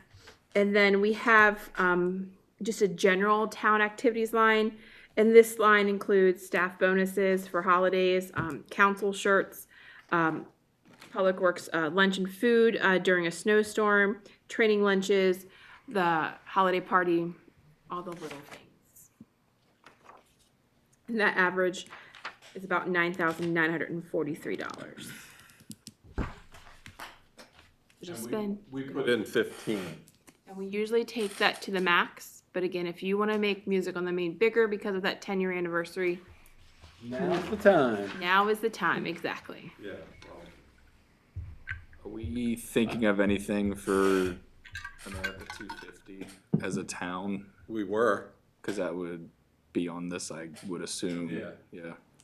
So, It would and it wouldn't, depending on when you receive the invoices, because it's July 4th, so you might have to be paid in June just to settle it. So just, yeah. yeah. I mean, it was discussion, actually at the business roundtable about fireworks, hiring somebody for that. Actually, the discussion was to let people bring their fireworks and shoot them off, since they, apparently people, of course, I With the safety of the fire department surrounding them, right? well, pardon the pun, but I shot that down. Thank you. On behalf of the town, I was like, no way, but, yeah,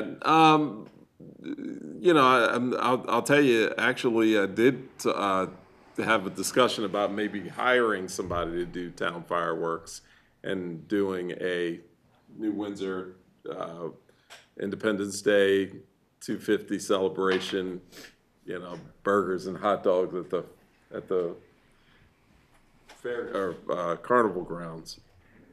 I thought that might be a cool idea. It wasn't completely my idea, it was Anne Marie's, but, so. I was thinking that would be a pretty cool thing to do. You know that's going to set a precedence, right?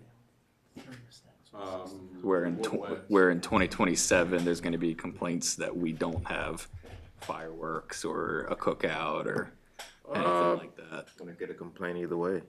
Yeah, I mean, I agree. I'm just yeah, no, I hear you. if it's a huge success, now it's a yearly thing, which Yeah, maybe which, isn't a bad thing, but and then people start coming to us instead of, Westminster. yeah. Well, maybe, that's, Have we priced fireworks? no, I mean, I think fireworks are, you know, $30,000 at least. $30,000, and you know, I think that's what Westminster usually spends. You know, and you get a half hour individual Yeah. shoot ups, and then one giant thing, and it's 30 grand toasted. That's a lot of money. It is a lot of money. Have a heck of a picnic for a lot less. Yeah. Well, if we didn't do fireworks, I mean, I still think it'd be cool to possibly do like a picnic. Also think about how many towns will be doing, Take care. Good night. think about how many towns will be doing fireworks. Yeah, Like Tawnytown does it, Westminster's doing it, you might get drowned out. yeah. Well, We also have to figure, if we don't do fireworks, who's going to come to your picnic? That's true. right. Right. When would you, People want to see fireworks, they're going to go somewhere where there's fireworks, and Right. you're going to be stuck with a lot of dogs and burgers. when would you guys have it? Are you gonna do it on the 4th? Because a lot of people go out of town on the 4th and or have plans on the 4th. Thing, right? Yeah. July 4th is a Saturday this year. Oh, yeah. It's at least not in the work week, but Perfect, right? I didn't mean to derail the budget conversation. I just wanted to ask about 250. No, we were talking about that particular thing, like, you know. If we're gonna jump back into something we know music on the main, I don't know, we don't have any idea, I don't, of what it would cost to bring a bigger band in and what the ramifications of doing that would be. What do you mean by bigger band? Well, we were talking bigger name band is what I was thinking. Like the Amish Outlaws. Didn't we say that we're like 10,000? They play like Bike Week and stuff up in Gettysburg. Well, they actually played a festival in Westminster. Right. And it was on the street.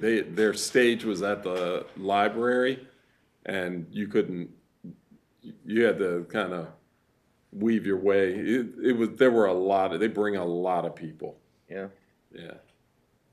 Yeah, they did Hanover Microbrew Festival, Yeah. and like the chili, used to do the chili, I think they did chili cook-off years ago. It might have been Kelly Bell Band. Yeah. Yeah, I have no idea what those bands cost either. Can't imagine. They're, When did they play in Westminster? This would probably be right before COVID. I was gonna say, like, we could reach out to Westminster and, hey, what did you guys pay for them? Because Yeah. that either puts them in the realm or not, but that's been 6 years now. Or we could just go to their website and or call them and see what they would charge. I can reach out to Abby Gruber. Okay. She's the director of Park and Recs for City. So I can ask her if she's got, I'm sure she'd share the prices of bands. Well, what you mentioned last time around is that we would have to, there are other things that would impact bringing a bigger band. Yeah. Space and stage. Yeah, Space and stage. true. So, Of course, if you had it at the fairgrounds down there, there's a stage already down there. yeah. Just throwing it out there. I know it's not Main Street, but That's not Main Street. Rebrand, yeah. 10-year rebrand, bring in a big band.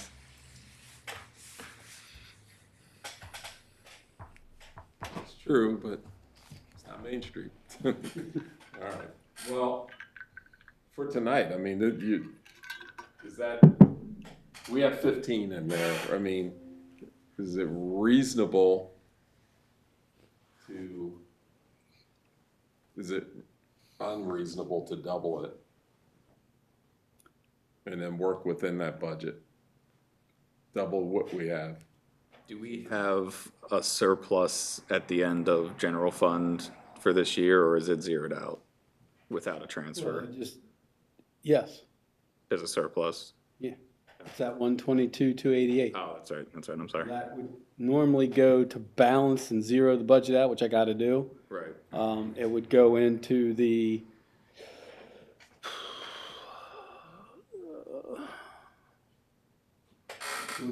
bottom line item under Public Works. It's the revenues excess to balance general fund.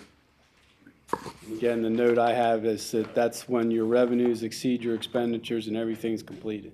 Right. So that really is what that does in essence. In theory, if everything works out perfect and we have that left, more or less, either way, that would go towards your reserves in general fund. Right. So we have the room, You could increase that and that number, whatever you change from now on in the budget as in terms of an expenditure, lowers that leftover. right, So, yeah. So for sake of conversation, I was thinking double as well.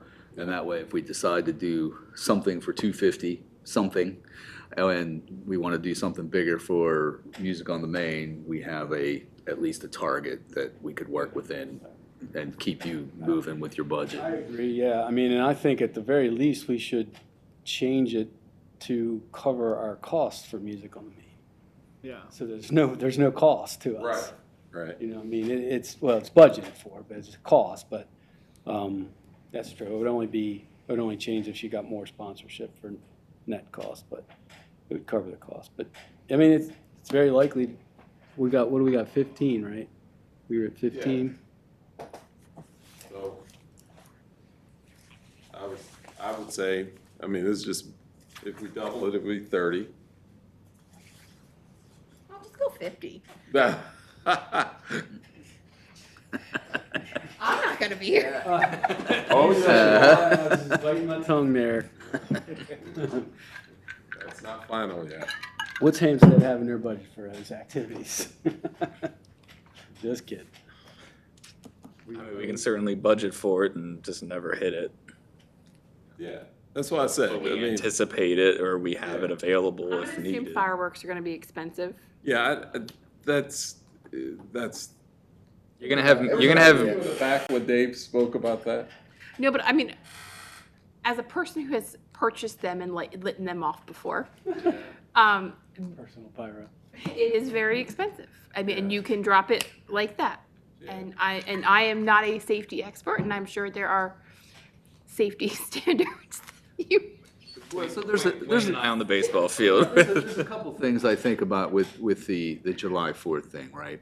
There's like a million things going on July 4th, Yeah. right?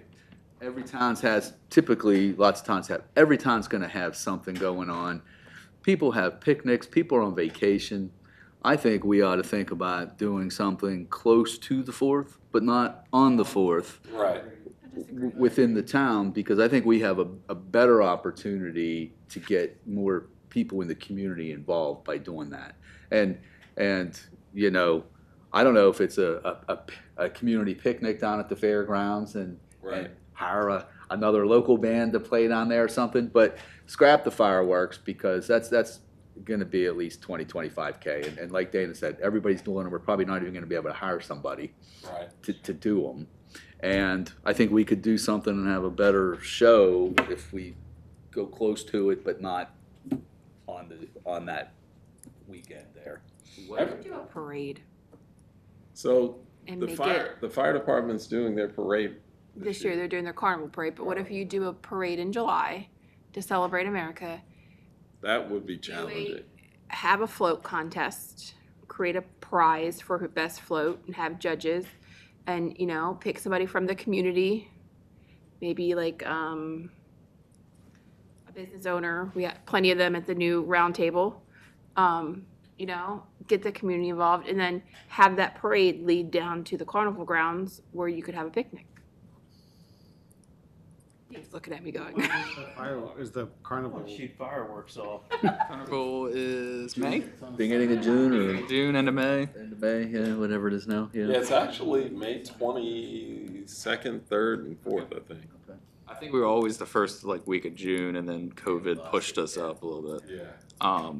I know it's not July or within a month of July 4th, but what about celebrating 250 at Music on Main with fireworks and more whatever, a big band before the fireworks? Like, You said Music on the Main? yeah, just push it back to October. And it's the entire year is 250. Sure, July 4th is Independence Day, but the entire year is 250. It all works out. That's just the 10th anniversary of 10th Music on Main. anniversary, 250. We'd have to maybe shift the timing of Music on the Main or the location of Music on the Main, but you could bundle it all together. And not a lot. I mean, there's fall fests and stuff in October, but there's way more 250 celebrations on and around July 4th. Yeah, no, that's a good point. And instead of having two expenses, you have a single line item. It's just bigger. Hmm.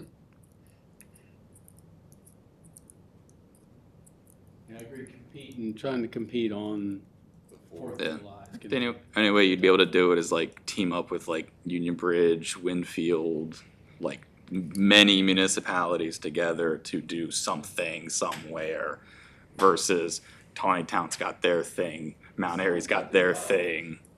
Yeah. Big celebration. They've already started advertising it. Oh, I don't know the details. I believe they're doing something special too, or doing an essay contest. I can't remember what I saw. That would give us more time too, because July is not that far away, Speak- realistically. right. Advertise. Well, and speaking of essay contests, October they're in school. You could easily incorporate middle school, high school, something for this. To play off the whole thing, it's not just one day, it's the whole year. You could do something every month and then Fireworks build- every month. yeah. It's Wayne driving around in a truck. you could have July kick it off with something simple and then August, and then build up to Music on the Main. So it's not just like, oh, we forgot, you know? Well, here's a suggestion in the essence of time. We don't have to decide exactly what we're going to do right now, but here's a suggestion. You guys talked about doubling it to 30. So Right. it'd be an increase of 15,000, right? To make numbers a little closer to evenness, you could increase it 22,000 and make the bottom line left over a little over 100. Still have a little over 100 and change, 100,288.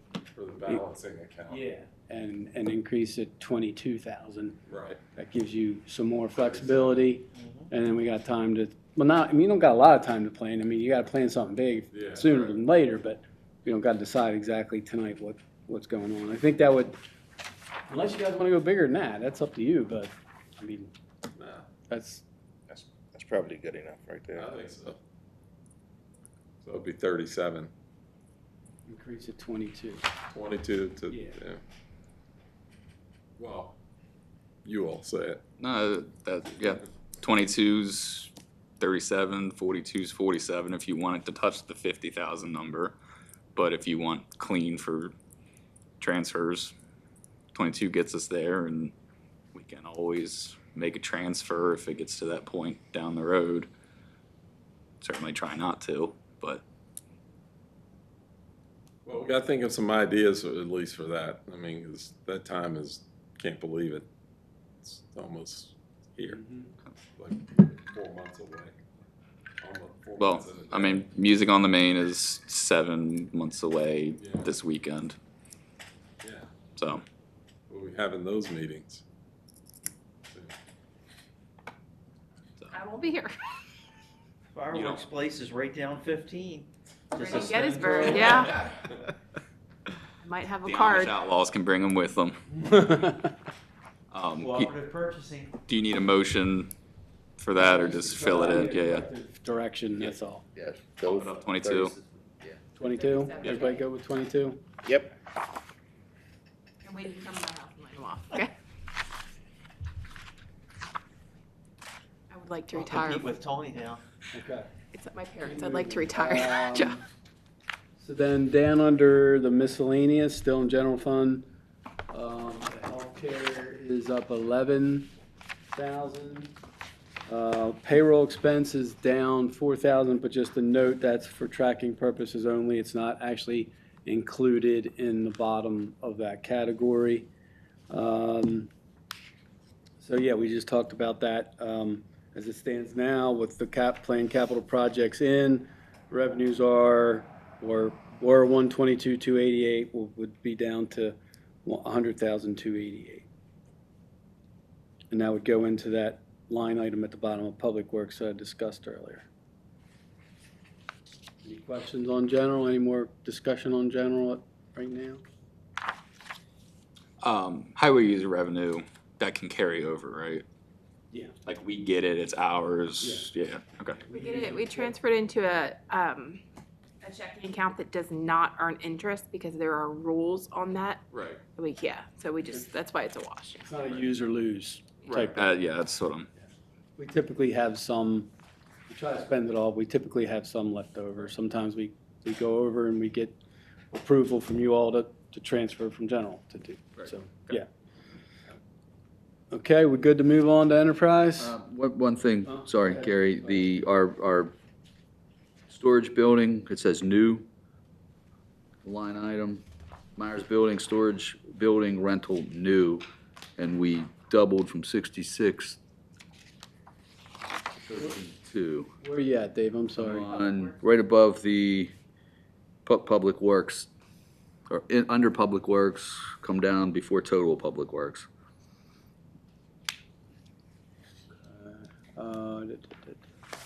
it's on the screen if it helps too. What was your question? I'm sorry. Myers, the storage building rental? Yeah, taking more on? No, that was new from last year. I can take that out. And so that gets split between general and, again, enterprise, and split 50/50. Was the 6,600 just because we did a half-year lease? Yeah. Okay, got it. Thank you. I'll take the new off because it was just new last year. I didn't. Take that. There's a couple of new ones that were last year. I'll update. Anything else? All right, moving on to enterprise fund revenues.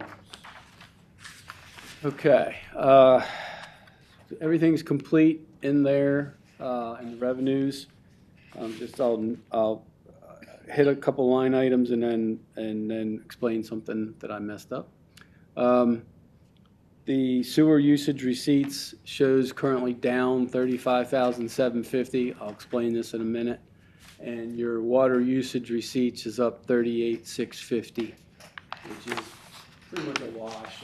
It's 2,000, whatever that is, 2,000 plus or minus difference there. What happened was, my mistake, I'm owning up to it. Last year, when we were doing the budget, the first take of the water and sewer revenue calculation sheet, the spreadsheet that I use every year, I did in January 7th of 2025, based on the old rates. Flash forward to March 17th work session in 2025, you all voted and approved the tiered system. I went back in then and did a second spreadsheet on March 25th, based on the new tiered, the lower base rates and the new tiered system usage rates. I did not change the numbers that were shown in the budget for 26 were based on the original calculation. So that's why I'm looking, I'm like, why are we so off in, one's down 37,000, one's up 37,000, give or take. And I couldn't figure it out. Finally, that's exactly what happened. So that was my mistake. I earned it. It's really a wash of about $2,000. Right. And it's just what we're reflecting. It's not actually anything, money lost or anything. It's just the differences from 26 to 27 look skewed because they were in there incorrectly. For the year to date, for both of those, we're looking pretty good. We're at 529,640 on sewer and 485,314 for water. So I think we're on pace to hit even the higher budgeted numbers there. The other thing in there to note is just the sewer and water hookup fees. We're planning on the 3 lots for this small subdivision at Lampert and Pilsen coming in, so you'll see some additional revenue that we haven't had on hookup fees of $26,000 on sewer and $32,600 on the water. So then we brought up our the numbers that you see in this capital reserve transfers for water projects.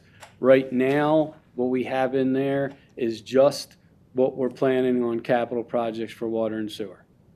And I'll elaborate out on that in a minute. So right now, you see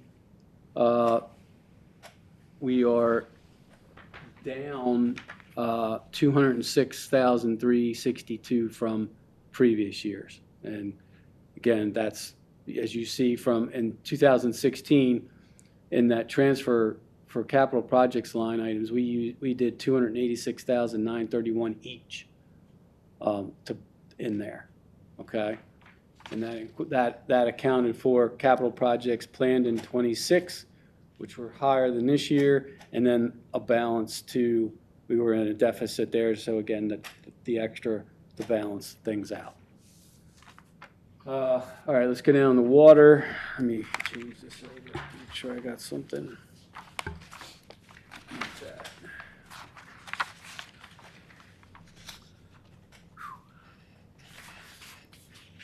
So under expenditures, under water, everything's in there complete. Line items of note, we talked about MES. Line item there is, that's an increase on the water side of 12,456 or 10.26%. Service contracts are up 9,000, and then the hookup fees are basically, that's a revenue in, expenditure out on that. So they're a wash. Excuse me one second. We have two under the capital projects, again, for vehicles and equipment. That's at 9,500 for the water split for the UTV again. And then capital projects water is 137,500.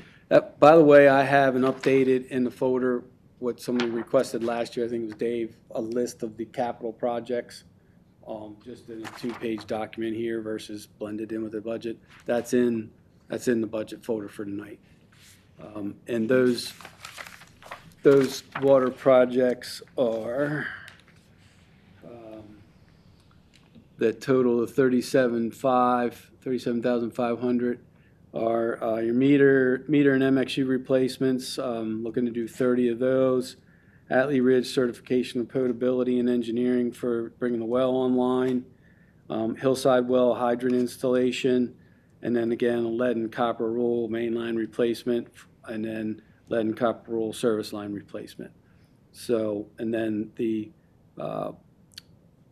capital vehicles is 25% of the UTV. That's at the 9,500. So a total combined there is 147 even, those two line items. Then on the sewer side, we have some little bit of work to do yet in this category. Okay, sorry. Public Works is working on the following, the line items you see there in red. I'm not going to read them all. I think it's 11 or 12 line items. For a holder, I just put in the same numbers from 26 to give us an idea of where we are in the budget process for now.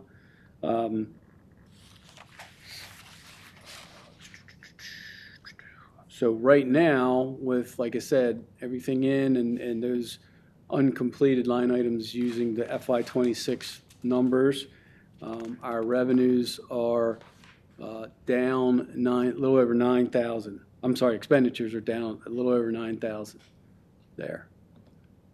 Then when you get down to personnel, again, that is complete. Line items of note are executive salaries up 18,240. That's due to staff pay increases, and then the percentage changes for water sewer billing clerk and project coordinator. Combination of, again, changes in percentages and then increases. The healthcare, is the healthcare in that one? Yeah, healthcare is up 6,000 on that, in that category. Including the accepted change in position. For the promotion, yes, yeah. Offset. All these numbers reflect what you all approved last meeting with the promotion, yeah.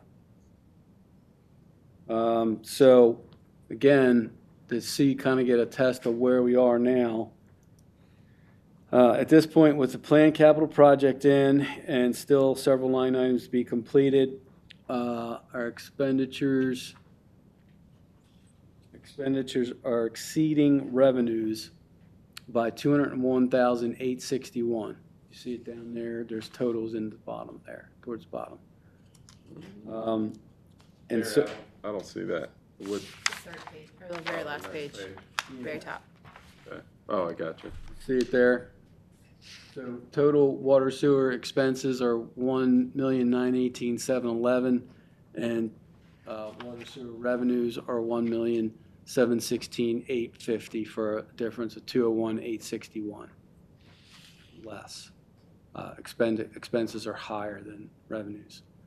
So what you would do, what we do in this case then, is take that difference, divide it by 2, round it to the nearest number, and then that would go into up under the revenue line item. It would be you would add that, basically 100,931, depending on how you run. You'd add that number to the reserve transfer for water projects and reserve transfer for sewer projects to balance that, to balance out the budget there on the enterprise side. And I did test it to see those numbers will balance everything at the bottom. So I think what we're seeing on enterprise is with the increases in where expenditures are exceeding revenues is we don't have the ARPA money to lean on. And I mean, that's primarily what it is. You can see we've reduced our planned capital projects to try to keep things reasonable as possible. But I mean, the enterprise is much different, as you can see, budget-wise than general fund, where you had excess revenues. But if you compare, for comparison,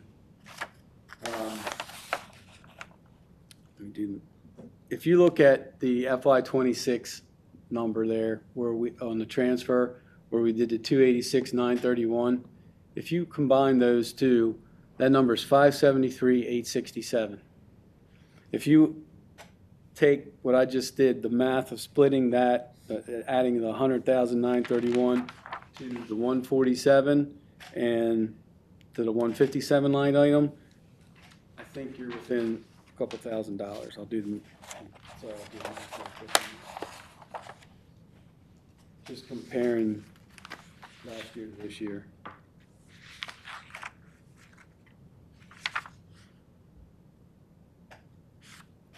That's going to total 506,361, and it's now it's still less. The sum of those two line items in 26 are 573,682 or 862. Sorry. And then if we were to add those numbers in here to balance it, we'd be down to 506,361. So that transfer to cover cost is declining. It's still high, but it's declining from what it was last year. So we cut back on capital projects. What's the 147 and the 157 already listed in the cap reserve transfer? That is, if you go down under water, that's your 9,500 for the UTV and the 137.5. Okay. Combined for those projects I listed, and then down under the sewer, it's the UTV, and then the 148,000 in sewer projects, which is, Yeah. So the 193 that we need to split to transfer in is just the overage on expenditures. That Yeah. doesn't include that 147. no, it's you have to add it into that. Okay. We're saying that the water and sewer system is operating in the red. So we're either going to fix that by taking money from reserves from prior years, or we have to raise water and Yeah, I sewer. was gonna ask that question. We have two ways to solve it. One's even more painful than the other. And we're trying to do the opposite with one of those. So which, your question is, Yes, you would Just stating either, the fact that you the either- water and sewer system is operating in the red, correct, and the solution to that is we borrow from a limited pot of money that we need for other things, or we raise water and sewer rates. correct. I mean, either way, when you do the transfers, you're pulling from the enterprise fund reserve, right, to balance things out. But like you said, it's in the red, or change the rates. But you'd have to change the rate. I mean, you guys run the calculations on the rates better than I do. You'd have to make significant changes to the rates to cover that. I know, that's a lot of money. A lot of money.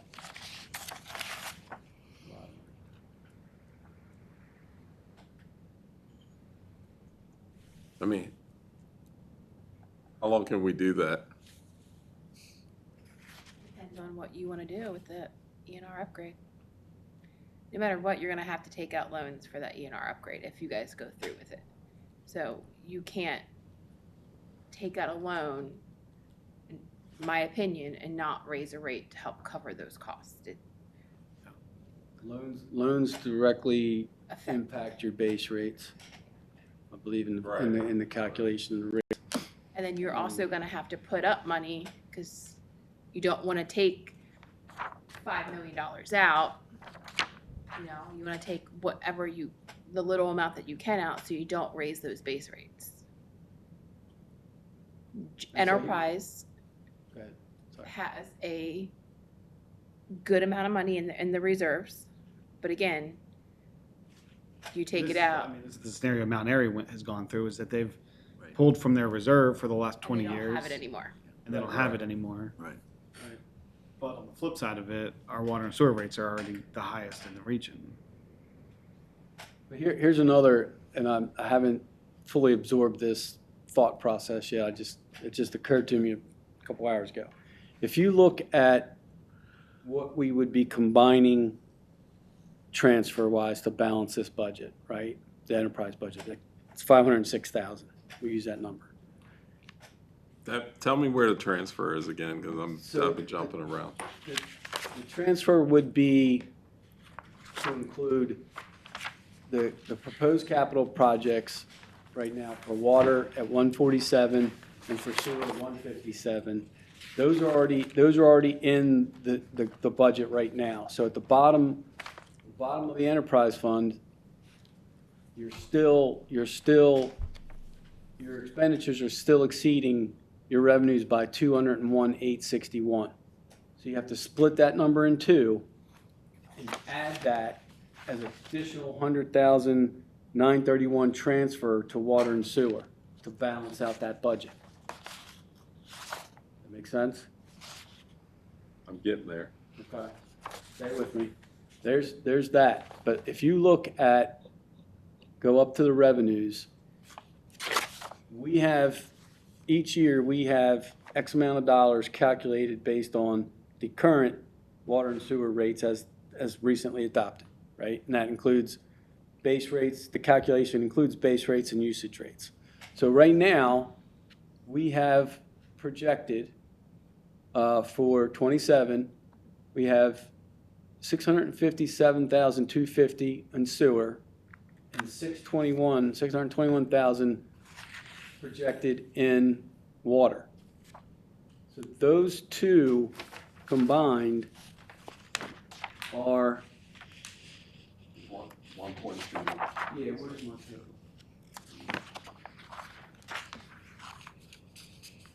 1.278. 1.278 of revenue coming in. But we're taking you can look at it, we're taking 506,000 of that off each year.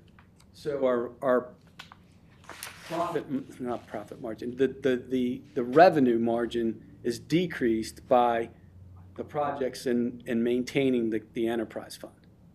So instead of seeing 1.278 in all revenue profit as we've had, or revenue expenses that we've had in prior years, now there's less of a revenue gain in that category. So you said, how long can we sustain that? Well, keeping the rates the same as they are now will generate roughly the same amount, unless something changes in the rates. I've said this before. There's only four things that change the revenues generated. You change your base rates in water and sewer, you change your usage rates in water and sewer, you get more houses, and that's it. I mean, that's what's calculating into those revenues.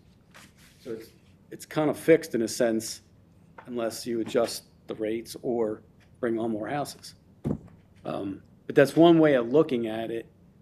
At least, I don't know, it doesn't look as bad that way, because you're bringing in revenues of 1.72, but yet you can just change that number theoretically to reduce it by the amount that you're covering your capital projects and your balancing of the enterprise fund. That's making sense. It's making crystal clear sense to me right now, but I've been doing this all day long, so. Are the 26 year-to-date numbers for usage receipts as of like the last quarter, or is it as of today? It's March 9th, no, sorry, February 19th, so 2 weeks. Okay. less than the quarter. I just had not gotten time to do it today. Right, no, I'm trying to do quick math. Yeah, you're very, yeah. Yeah. So if I divide it by 3, it's roughly what we would expect, and then. Additional. Right, so, I mean, we're expecting 75,000 combined more than the FY '27 budgeted numbers. If that math holds with what we have in. So that 200 drops to 125, 130, somewhere in that ballpark, but it's still unsustainable long-term. Without raising the rates. Right. Yeah.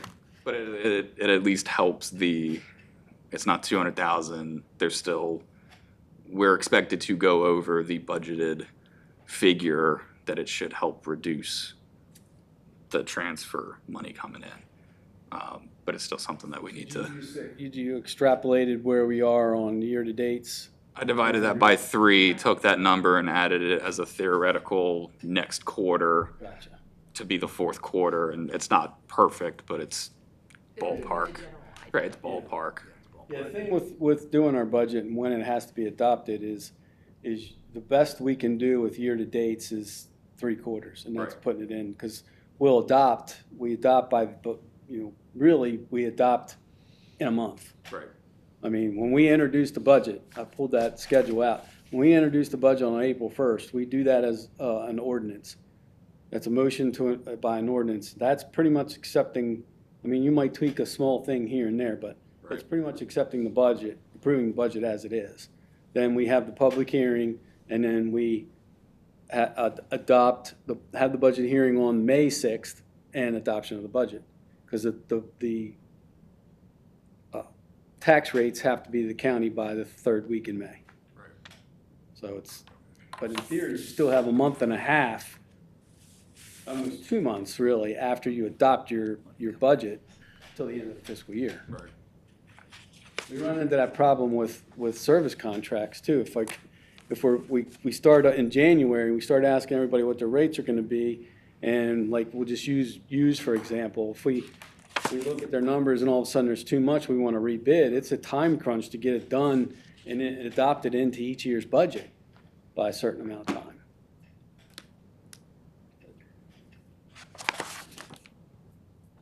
Yeah.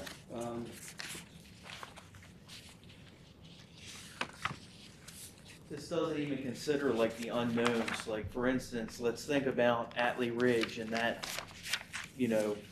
situation where we had to spend a couple $100,000 to remediate getting that subdivision water again.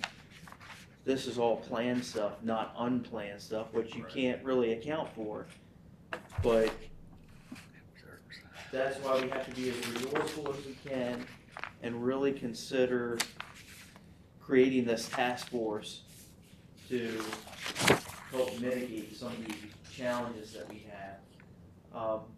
And that's why we're thinking sourcing water closer to town may be a more affordable option than repairing a 1907 water line. We're making good strides with Hillside and Atlee and maybe drilling some other locations to offset.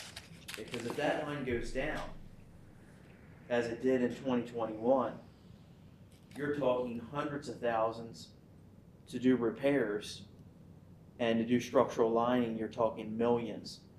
And that would immediately dry up our reserve that we have in an instant. So that's just looking at that scenario. Because right now, we're so dependent on that line.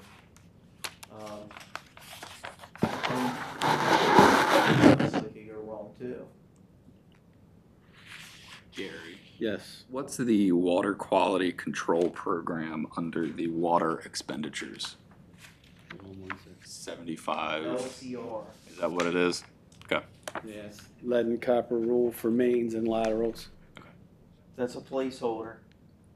You can explain this. If we find something we know that has either lead or copper unknown, Right. we have to replace it. Right, no, I, It's all part of that inventory that we do every year now, and I get the program, I'm we have to start in making. place this year, or late this year it came into place. We're not required to make changes until 29. We got a little while, but we figured we could put it in Right. and get ahead of the thing. Right. That's just when you have to start or have it complete. Yeah. I think it might be needed completed by, I thought it was 5 years. I thought it was 10 years. Well, I thought it was 10 for everything, but it was like the town had 5 or something. I don't have that stuff off the top of my head. So, I mean, that's, I don't mean to cut you off, that's 75,000 that's accounted for that we probably won't max out this year and wouldn't have to max out this year or even get close to maxing out this Or year. even next year possibly. Right. Which in tune could be 150. Certainly don't want to be kicking it down the road because it is something that's going to have to be done eventually. I mean, you and I have talked a little bit about it, and if it's a program that the state's going to implement, there's likely, can't count on it, but there's likely going to be some supplemental assistance with that to meet those goals. So, I mean, I see that as a possibility of a place that we can make up some of this shortfall. But we're still not in the black yet, Yeah. so. And I feel as if between the state funding on MD-31 at High and Main and between some other grants that we've recently gone after, we're aggressively tackling this in a fiscally responsible way where we're utilizing state resources, federal resources to combat the issue at hand. And we're not near as in bad of shape as some other municipalities with this. And our issues are very, very minor, but costly. And Right. that's why that placeholder's in there. Yep. Yeah, we did an application to MDE, it's got a big acronym, Water Quality Program, for replacement of the water line on Lampert, Hillside, and then the lower part of church tying into to where the new line comes around from this line. Yeah. And we put in that application. That's $1.2 million in the laterals too, and fire hydrants, but Yep. it's $1.2 million in infrastructure. If we can get a grant for that, that's 1.2 we don't gotta come up with. That was about a month ago. Do we have an anticipation of when we? They are pretty good on when they announce those. They don't, it's a different part of MDE. But I have to look back to see when that's anticipated. Yeah, that was about a month ago. That was about a month ago. I think it would, I had notes on when we anticipated. So we have a budgeted deficit versus a actual operating deficit, because the 75 is what we're budgeting to spend. We're not. It's a frustrating thing about a budget because it's not actuals. We're running a theoretical. On paper, it's a shortfall. Right. In practice, close to even, small shortfall. Yes, it doesn't seem like it's as bad as what we are planning for, which is plan for the worst, be happy with the best. But there is a deeper issue. In the long run. Right. Right. Gary, one more thing, the engineering services below that water quality program line, Yeah. are we anticipating? That was for stuff like GMB stuff that they're not under contract with. If we get them to do something engineering wise, Hydroterra, for example, we're working with them on Alley Well, things like that. MS5. Yeah, MS5, bringing that stuff like engineering services for Just kind things of like that. the random projects that come because up, yeah. otherwise it was just, it wasn't under a contract. We were probably paying out like 3 hours or something. you know, and so we're trying to account for some engineering fees without depleting another line item to take care of it in the event it comes up. Okay. Was that in place all year for this year, or was that? The engineering fees? Yeah. That was one of the new categories last year for the current fiscal year we're in now. So the year-to-date has been $7,600. 9 months so far of those expenses? Yes. Okay. And I think we put that down in sewer too. Yes, it is. Yeah. Well, you don't have a number in on the sewer side of things yet. It was 50,000 for this I year. missed that. Good catch. But our year-to-date's a little bit higher too. 18,000 on that one. But we Still don't, on. we wouldn't anticipate hitting the 50 or, Yeah, right. It's there if we need it, but it's not. I missed that. If you dropped it down to 30 each, I don't see it being a problem, depending on your. Yeah. And I We don't, could drop that, like, yeah. I missed that line. I'm glad you caught that because I completely missed that one. and I'm not looking to change if you guys have these set for reasons. I'm just looking at, like, on paper it's this, but realistically, we probably are pretty close to zero when we actually outlay funds at the end of a year. Right. If we're not gonna touch the upper limits of these budget categories. Because, I mean, between those two and the potential higher water and sewer revenue, we're pretty close to that 200,000 in the red now being zero. Break even. Right. Which still is not a fix for long-term issues, but for this year or before Rush making a decision on water rates or whatever, we look to be okay Yeah. for 27. And we can go into this spring of 27 or late winter of 27 and review and reflect if we need to address water and sewer rates again or look at different things. I mean, Gary and I have talked a couple of times about this being kind of the first true year without any ARPA money and seeing where we fall because we had it for 3 or 4 years. So kind of seeing what the realistic solution or situation looks like without the ARPA funding. And I think we're seeing it. But good. So are the reserves are actual, right? What we actually have in the bank account. They're, yeah, actual reserves Yeah. that were produced by the water system. Yes. Yes. Yeah. So to that point, you wouldn't have reserves if you were operating in the red consistently. Is that too simplistic? You would be eating into the reserves every year you are in the red. That was my comparison of taking the projected usage rates Right. for each year is at 1 point, let's just call it 1.3, and it's like you said, eating into part of that, Right. but your revenue excess is reduced by how much you're using to balance things.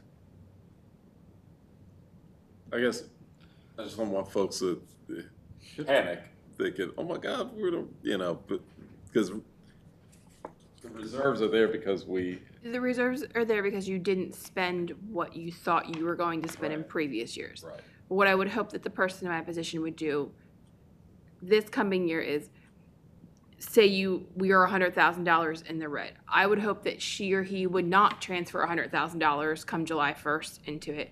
That, if you're 6 months in it and you are seeing the red, that's when you transfer it. Right. Because again, play you out. don't know how much you're gonna spend in the 3 Rs or whatnot. Yeah. Or that's how I would do it. Running with a, how is that Make the budget reflect the reality of what we expect, rather than lumping 75K for this line, even though we probably won't touch it, and 50,000 for this line, even though we only spend 5 or 10%. Shouldn't the numbers that we plan to budget match what we actually expect to spend? We don't know exactly what Yeah, you have I was thinking the same thing. those line items we're talking about are estimates Yeah. of Yeah, what, it's a high estimate. of what Yeah, we, you could lower it, but I mean, but some of these are like 5 times higher than we're saying that they're estimated. Well, 'cause I don't think, I mean, most government entities don't seem to just over budget just for the sake of, what line items are 5 times over? I'm not tracking that. like the $75,000 water quality. 5 times maybe the actual that because I think that actual was, I mean, I realize that this is something that we're gonna have to do, but if we're not spending money this year or next year, we shouldn't budget for it, in my opinion. So with the water quality, the reason I put in there at 75 is historically, whenever you get into a situation like that where you're replacing a water main, and let's say it's a 20-foot run of pipe, and you have 2 lead joints. Well, the cost of the pipe, the cost to get it fixed, you're probably talking $10,000 a section. Well, if you know there's 10 sections, it'll chew through that in a heartbeat. Lead goosenecks, things like that. All things that are discoveries in the field, but could add up very quickly. We would have to have like an emergency meeting if we encountered a situation like that to be able to transfer money if it wasn't available in a particular line item. And I guess it would come directly out of the reserve, but it's kind of a good faith effort and a planning tool to say to the state, we are preparing for this and we can self-sustain to take corrective action. So that's how we justify that lump sum. I recall back in 2021, we had a series of unfortunate events where we had multiple water main breaks at the same time. And we had to put in additional valving to control things because the inline valves didn't work properly, and we had to put what's called insert valves. And they're $20,000 a piece. And 75,000 is a drop in the bucket compared to how quickly that could escalate into a larger sum of money. And, specifically Atlee to mention, I noted in that estimate, we had like it was either a town council meeting or a work session, and we're like, well, this is what we're expecting. And in reality, you saw what it came in at, and that was because of the very compliance issues that we're discussing now, and the $75,000 line item. So I think the council chose to use the money out of the reserves to pay for that project, but really it commingled between renew, reserve, replace, and water quality, if we would have coded it that way.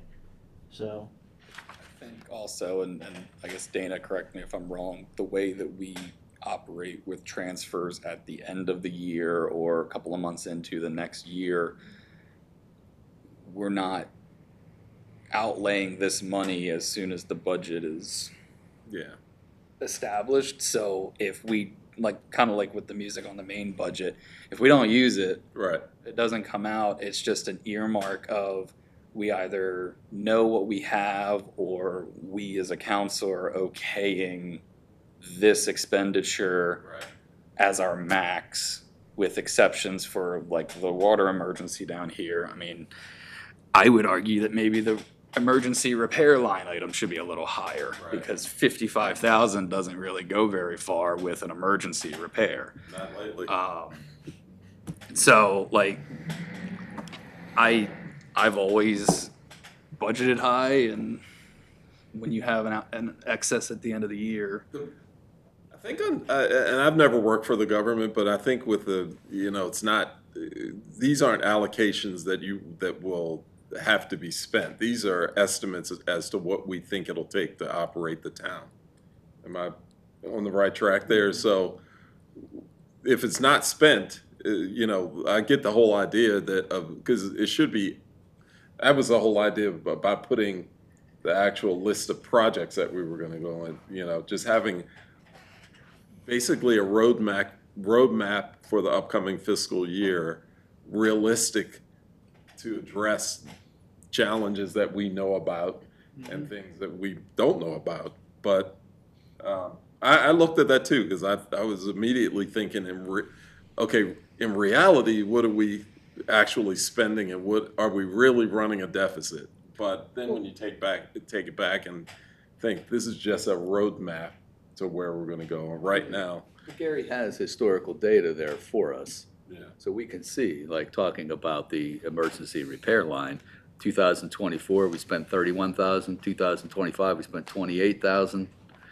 And so having $55,000 in the budget seems like an appropriate amount historically. Sure, we had the big 246,000 this year, Right. but when you start looking historically, you can start to make decisions. And so looking at that 75,000 that we have in there for 2 or 3 years, well, we only have it in there for, this is only the second year, right? We don't, and we spent $7,000 or, $8,000 so far on it. We may be able to in a year or so gauge what we're spending. It's not like it carries to the next year and goes into that same pot that we have 150,000 now. So we could on some of these maybe hone in a little better based upon your historical data, but in the big picture, it's not going to make a huge hit. Yeah, 'cause that emergency repair line item is obviously exceeded what we budgeted by almost 5 times. Right. But I was tracking what you're saying now. You're saying the year-to-date compared to what's budgeted is high in some of those line items. Okay, I see what you're saying. And once we narrow that down, maybe we're finding we're only gonna spend 25,000 a year, and it's more or less service laterals. We can knock that 75 down. And Yeah, and I'm not saying that like that's the solution. It's just that, at the bottom line, at the end of the day, to the residents of our town that are paying water bills, that the system is operating in the negative, and that we have to borrow money from reserves that likely were mostly from the federal government from prior years. In short order, that money will be needed for something else probably. That there will come a time where we won't have that $100,000 to pull from reserves, and that could come sooner than later, and that could result in a significant water rate increase. Significant. I mean, Well, if we get to the point where we're only got 100,000 in reserve, and we've all done something wrong. I mean, we got agreed. Yeah. a lot more than that. I mean, and that's been built up over the years from before I started. And Frank, my predecessor, did a lot of work with the rates and things like that to get, because back when he started, now you're going back, he was here, what, 8 or 9 years? I've been here 8. So you go back 15, 16 years, our reserves Nothing. weren't Nothing. Nothing. When that plant needed to happen, Yeah. we had nothing in the tank. And that's why we had all the loans for it. That's right. Do you remember what the ARPA funding was on average on a yearly basis? 1.3. 2 something, yeah. Yeah, 1 I want to say 1.38 or something, and they dispersed it in 2 years. Split it. You got half So it one was like year. 600. 5, yeah, 667, yeah. Okay. But they dispersed it in 2. Split it. Because I'm looking at 24 and 25 actuals, and it's about a $400,000 surplus, which means if it was 680 with the ARPA, we were spending 280 that we don't have today, kind of deal. If we didn't have the ARPA, it was 280 in the red. Okay. so Yes, it is, like Kevin was saying, I think we all understand if it's budgeted, it doesn't mean it's going to be spent. Right. It's either, I mean, you can nail it, hit it on the head, you can come in under, and it can sometimes go the other way and be way over like the emergency repairs. I mean, it's the best, I don't want to undermine the accuracy of it, because I know firsthand, and these guys know firsthand, what it takes to put this together. This takes 4 months of planning to put this together. We're not just randomly pulling numbers and trying to get things to work out. You know, I mean, this is the first time since I've been doing it that when you get down to the enterprise fund, it's showing up now, like you say, because that money from the government's not there. Right. You know, we lived high off the hog there for a while. Plus, you got to remember too, Snyder Summit, when those guys were building houses, we only budgeted for area connection fees for 12 houses to be built each year, because that's what the Public Works Agreement stated. They built 60 houses in 1 year. We had like I don't know, it was like $1.5 million of connection fees hit us in 1 year, which was great, but it's not, again, that's not sustainable, but that helped tremendously. Right. If you look at 128 lots coming online in, what, 2 or 3 years at tops, most, that built out really fast, and that hits your profits and your revenues line items big time.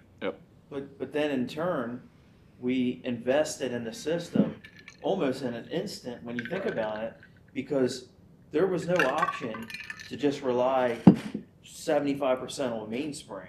It was like Hillside, because of supply demand, in an instant needed to be addressed and fixed, and production of water needed to increase, rapidly to sustain the growth that we experienced in a short period of time.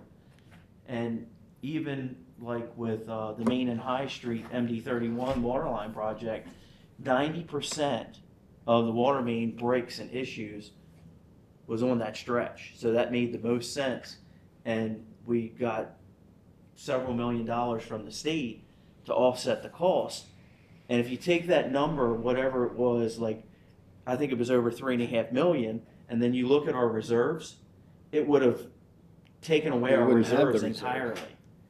So we couldn't have sustained with that big of a hit, and we'd be talking about a different situation now. And we redid pump stations. Mm-hmm. Yeah. That was ARPA. We definitely did some infrastructure upgrade. And we thought it was going to be actual, costs come in. That was high. And the majority of that ARPA money would have been capital projects on the water and sewer. Yeah. So you would have saw that in that line. Right. So You couldn't have done it. You take a station that was put in 95 or 96, and then now you have this increase in flow going to an aging station with a pony motor as opposed to a regular generator.